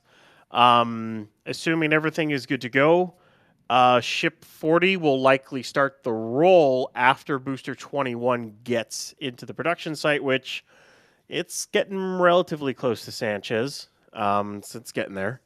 Once it gets into Remedios and into the ring yard, 40 will likely come out once the launch site's good to go. The sticks will come down, and then they'll grab that and then stack it later today. So that's kind of where we're at. There will not be a static fire test.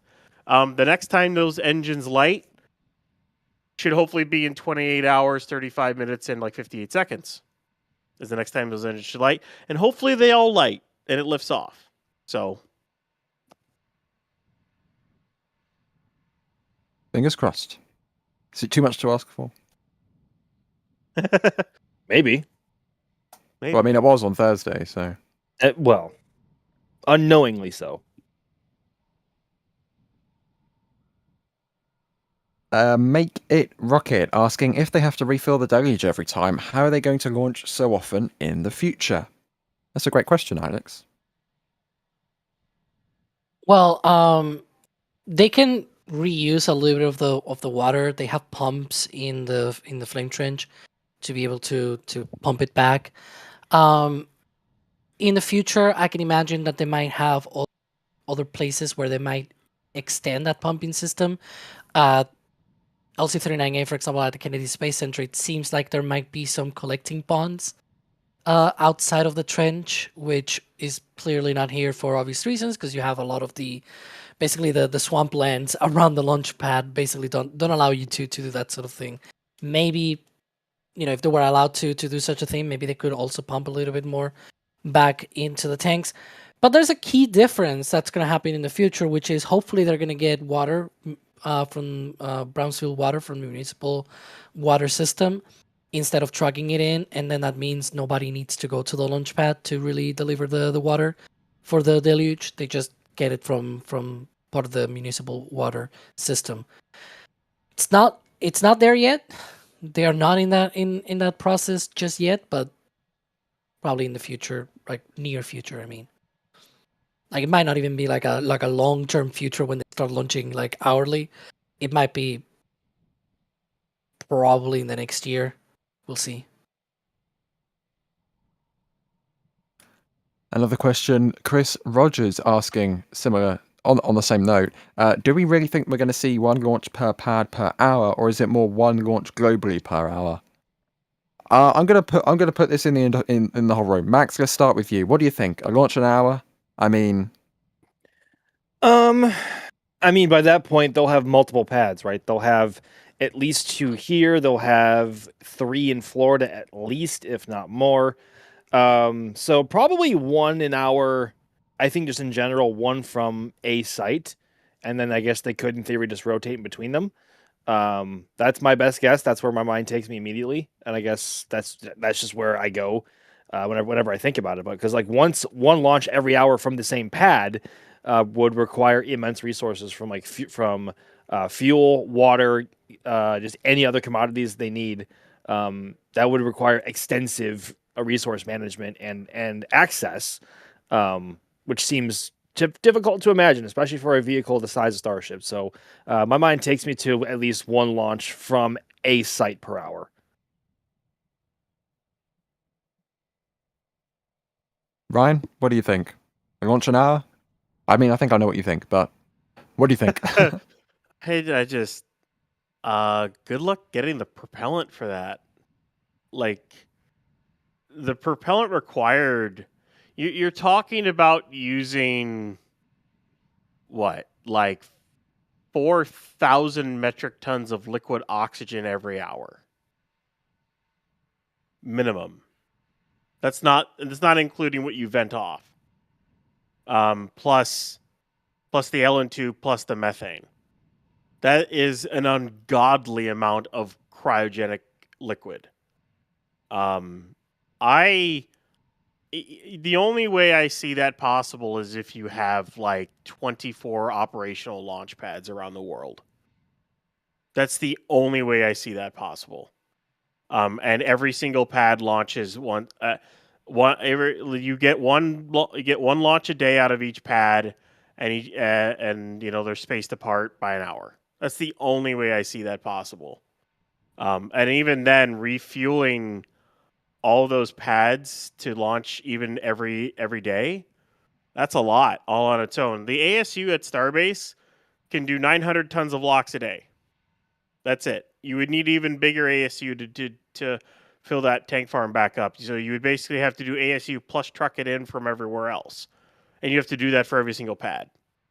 So what you're saying is they need 19 launch pads in Louisiana whenever they go through that, right? Yep. And they need like another 10 more air separation units just at Starbase. They need a lot of stuff. Like the infrastructure required to do and launch an hour for a vehicle of this size is stupid to the point of insanity. I don't know if they would ever be able to pull that off in any way, shape, or form. By the way, I think I mentioned this at one point. You know how we talk about how big the methane transfer tube is on Super Heavy? It holds as much methane as New Glenn. The New Glenn booster holds about as much methane as that transfer tube. And that is like 15% of the methane that the booster of Starship holds. It just goes to show the colossal amount of cryogenic liquids that are in that thing. It's ridiculous. That's a lot of methane. It is.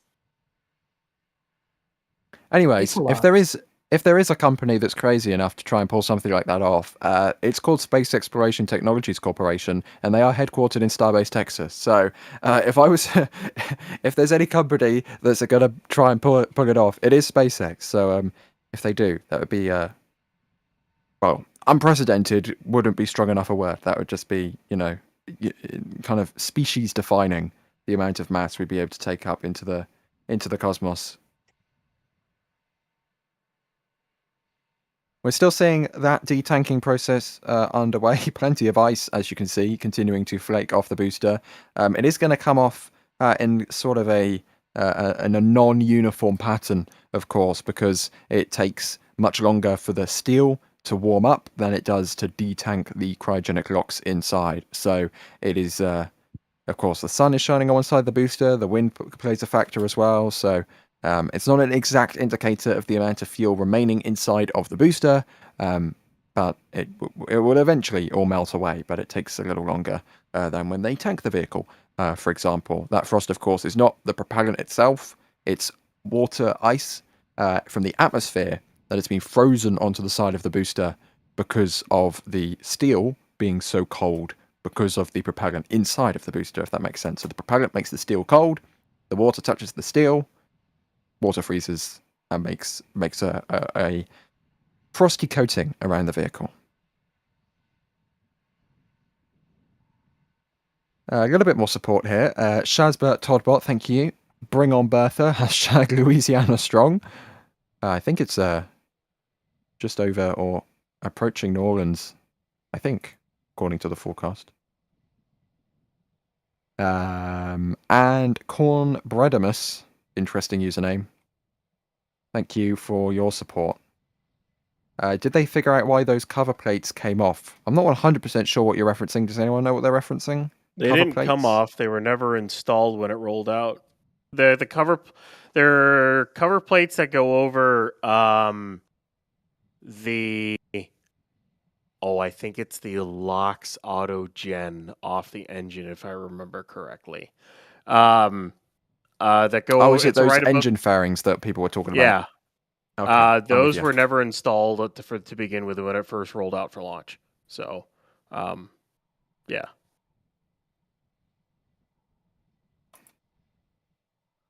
Let's see here. Bunkered Gaming asking, how does SpaceX deal with ship needing to emergency land shortly after launch, especially if it is crewed and they can't just dump it? Wouldn't the pad be inaccessible from booster landing?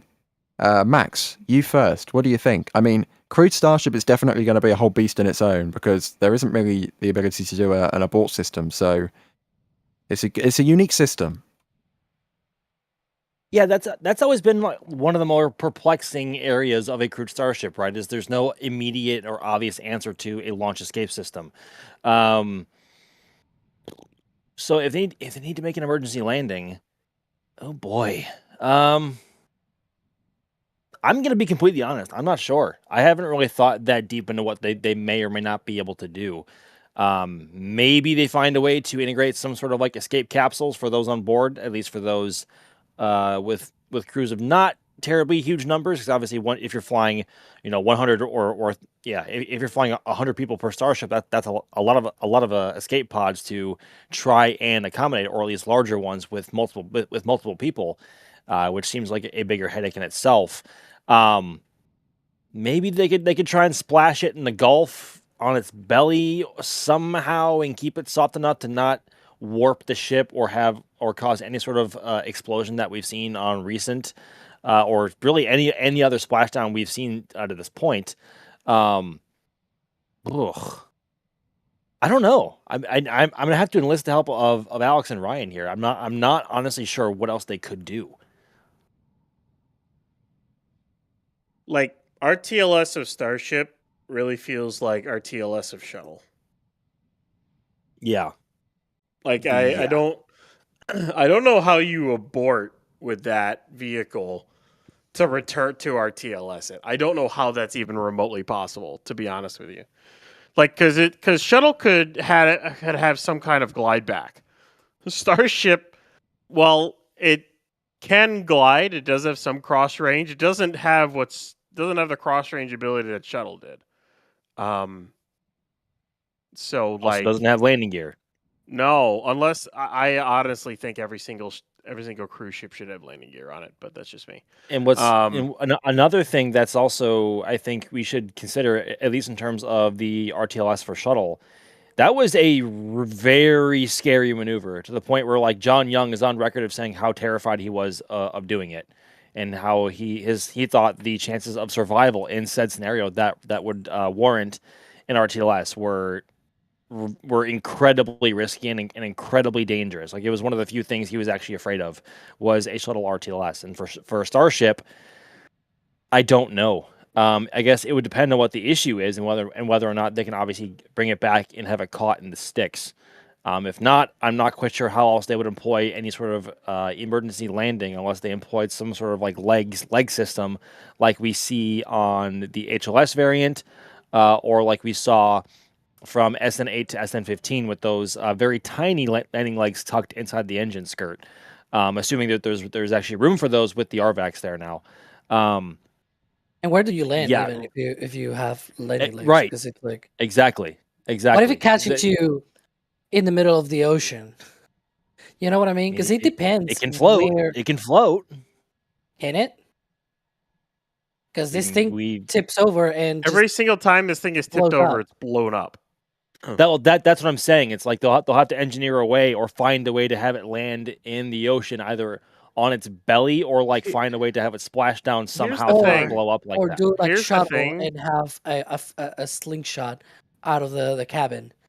Jump out of the ship as it belly flops. Oh, exactly. That will be the only way. Because like that, or here's the problem. if you believe in a higher power, pray to it. I don't know. Here's the problem too with Starship, and it's a significant problem compared to Shuttle. Shuttle, the fuel it had on board was your hypergolic fuel, plus whatever else, whatever commodities you have. If you're aborting with Starship, you have over 1,500 metric tons of cryogenic propellant on board. You can't just dump that. That doesn't work that way. It's like trying to escape during flight by detaching the SRBs. Yeah. You still carry the external tank and like a fully loaded external tank, basically, right? Yeah. Like, I don't know how... I really... Unless there's a way to detach the crew module and splash it down, or whatnot, like... Or the only other way would be an abort to orbit. And you're probably It did happen before with Shuttle. It did happen. You're going to need the 9-engine variant of Starship for that, and you're probably going to need it to get up to 300 tons of thrust to be able to even remotely pull that off if booster has a problem on ascent. I don't know where, and it also depends on how the payload you're taking along with you, how many people or whatever. There's a whole bunch of variables on that, whether or not you could actually abort to orbit. But if you have an issue that's too early on, ship will separate. At that point, I don't see anything that you can do. Nothing. I don't think there's a thing that you can do. You're just done. Truly, I just don't know how you recover a Starship loaded with that much prop. If you can't get to orbit, I just don't know how you recover that. Wait, I really don't. hang on, Ryan. Did you say to perform? I'm sorry if I misheard you, but did you say you need the 9 engine variant of the upper stage to perform an abort to orbit scenario? Probably. You probably need that extra thrust to do it. Maybe, but also I think on the contrary to that, Flight 12 had a great demo of engine out capability in getting to basically where it needed to go. Granted, I don't whether or not they didn't Booster perform. got it there though. That's the problem. What if your booster has an issue halfway up? What then? Ship had to get everywhere else it had to get to. So if your super heavy fails halfway up and you detach, say Seco, hot stage, go away. If you're taking 150 tons with you, does the ship have enough delta V to get into orbit so it then can orbit Earth and then return? Or maybe it stays in orbit and then they have to, if hopefully you have the prop and the capability and the altitude in order to dock with a depot to get prop or something. That's the question on that. Can a ship with 9 engines, or can a ship as a whole, with loaded, if the booster fails halfway up, can it get to orbit? Well, maybe not to orbit, but maybe if like shuttle, you have downrange landing sites for use in emergency situations. Granted, I know there are not any of those right now, but we're talking to a point where Starship is launching people regularly. Maybe there's depending on how much fuel you have left and where the problem occurs, you may have the performance to make that. Again, here's the problem with that. So, say you burn a little bit longer with the ship. Say you burn a little bit with the ship, okay? And you burn off some of your prop. All right, you're still trying to re-enter the atmosphere with maybe 1,000 tons of cryogenic prop. You're not going to be able to vent that off in time before you re-enter. That's not happening. There are no sticks that are capable of catching a ship loaded with that much prop. You will break the chopsticks. Or you'll damage them in some way. Even shuttle RTLS needed to but burn the propellant for a long time, because that was the only way for the external tank. Excuse me, I was thinking Eastern time. External tank to separate away, because if it was heavy, it will risk the recontact with the orbiter. So they needed to burn. They needed to time the turn back such that at MECO with the engines, they will have enough oomph, enough velocity to come back to the pad and have the external tank empty on however many engines they had. If it was two engines, one engine will have been complicated if early in the flight. It will have been like near the end of the RTLS window, basically, with just one engine. But it might have been possible. Otherwise, it will have been it's called two out blue or something like that. 2 out blue. Yep. Yeah, that was scary. There's a simulator, like a simulation recording out there about them simulating a 2 out blue situation where 2 engines go out, and now you are only on 1 engine. And then you need to basically dump the orbiter. Like, you just bail out. Yeah. Quick question. We are seeing that long vent from the common dome area. So is that going to be the final depress vent for today? That is likely the depress vent for the LOX tank. So once this is done, which is odd, the surface structure LOX vent didn't open. Maybe, I don't know. Maybe they're trying to conserve as much LOX as they can. Either way, they're depressing the tanks at this point, so we are pretty close to them safing this vehicle and getting the rotary open. Probably within, I don't know, within the next 10-15 minutes. We'll see if the road opens or something like that, and then Of course, we're in the middle of the closure for Ship 40 to roll, so and Booster 21 is very close to Remedios. So it'll make that turn into Remedios in like the next 5 minutes. And then it'll be parked in the rain yard within the next 20. So kind of lines up perfectly. I think if Booster 20 is good to go, which I think it's good to go at this rate, based off that test and kind of what I'm thinking, a ship could roll at 2:15. We'll see. We'll see if ship rolls around there, something like that. I will say one thing, just sort of, because it's sort of related to the recent flight that we had, and going back to a little bit of that conversation that we had about aborts and things like that. Somebody mentioned abort to orbit. That's what you saw in Flight 12. I was going to say that. I was literally going to say that. Alex, you stole my thing. You stole my thing. I was going to say that. What? I was going to say that Flight 12 was an abort to orbit because it got to orbit without an engine. I was going to say it, but Ryan was talking. That was STS-51F, right? Yes. I was going to say it. You took my thing. Like there are definitely situations in where Starship will definitely be able to abort to orbit, like basically it did with Flight 12. Which all Flight 12 would need to do to get to orbit is again burn the other 5 engines for a little bit longer. It's again with all these suborbital tests, if they just burn the engines for slightly longer, they may get to orbit. But basically, I think the biggest case on what happens is whether or not is if something happens with the booster, like early on in flight or something or whatnot, and then the ship has to kind of compensate for it. I don't know. Well, I'm curious to know if it can. We'll find out one day. We will. With how much they want to launch, eventually it will. I'm still utterly astonished that Falcon 9 has not had a stage 1 ascent fail. I wouldn't want to put it like, oh, we're bound to find out at some point when Starship fails. Like I don't want to think about it like that. I think at some point we will learn from. I think SpaceX will show what their plans are in the event that they have to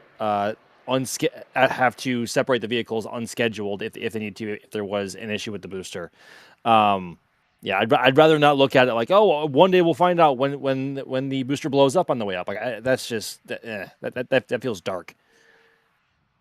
Yeah, and like on the Falcon side of the argument, I mean, I think the fact that it has been so successful today is a testament to SpaceX's engineering. Like they've done a good job and they've made a good rocket. That's why this isn't a game of. I mean, a part of it is a game of luck and it's a game of chances. But though that luck can be increased if you have a team, a company of thousands of very smart people, which SpaceX does to make the impossible possible. This company is making sci-fi reality. And mind you, Falcon has had its share of issues on the way up. Like it has suffered engine outs on the way up before in the first stage, and it still made it to where it needs to go. Indeed. We are seeing that depressed venting continue from Booster 20. Cybertruck at the roadblock at Highway 4. Very quickly, Cornbreadimus, thank you for your support. Same to you, Drunar. Very appreciative for everybody supporting the stream monetarily today. And of course, to all of you for tuning in and just watching in chat and doing the things and rightfully complaining about Jerry Pike microwaving his tea, which I'm never going to forget. Let's see. Okay. And with that, I think we should probably promote. We will have a Countdown to Launch show in a few minutes' time later today. So make sure to tune in for that at, 4 o'clock in the afternoon Central Time, 5 o'clock Eastern. What's that plus 5? 2100 UTC. There we go. Bingo. 4. Maths live on stream. 4 Eastern, Ryan. 4 Eastern. 4 Eastern. I thought it was 4 Central. It's sometime later today. Look on YouTube. You'll find out. If you want to know exactly when it'll be, follow us on the socials. There you go. Great plug. We're everywhere on all the different socials, all the different channels, all the different things. Search for NASASpaceflight. You'll find us there. And of course, tomorrow we will have in 28 hours, 11 minutes, and 38 seconds. Fingers crossed, the launch of Starship Flight 13. Building up to that launch, we will have our Starship stakeout starting 9 hours before launch, and then our full-on launch coverage starting 3 hours before launch. Make sure to set your notifications so you don't miss that. But with that, that's all the pimping things out of the way. Alex, thanks for being on. Thanks for your expertise. Yeah, it was a pleasure. Hopefully we get a launch tomorrow. Same to you, Ryan. Thanks for hanging out, talking about Starship. Pleasure as always. And just as we end, road is open. So there you go. No one at the roadblock anymore. Hey. So next step, of course, is Booster 21's rolling down Remedios. So we should hopefully see Ship 40 roll to the pad within the next few hours. And I will see you all on Countdown to Launch in like 90 minutes or so. So, yeah. Max, thank you for rolling out to the Rocket Ranch outpost. I'm very glad to. Absolutely. And yeah, 28 hours away, just over 1 day away now from the opening of the launch window tomorrow. Hoping all goes well on that front and we see Starship Flight 13 finally off the ground. Thank you to the Starbase Live team operators, as usual, for moving all of our wonderful robotic cameras. I don't need to thank them because they are not conscious. They are just electrical machines. Jake Egan, thank you for pushing the buttons. Roger was on earlier. Thanks to Roger as well. I think that's everybody. Forgive me if I've forgotten someone. I've been Ryan Caton for NSF. Thanks for tuning in. We'll see you later for Countdown to Launch.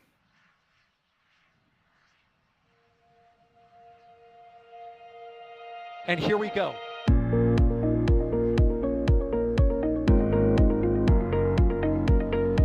There's the deluge. Here's ignition. Traveling up. Did it just do a Kerbal? Back to the moon and beyond. Put that in the big bag, Gino. Back at home, we all have a lot of work to do, but from here, it sure looks like a perfect world. Propulsion continues to be nominal. We did have an observation. 343 unfolds to go. It's orange. Water towers can fly!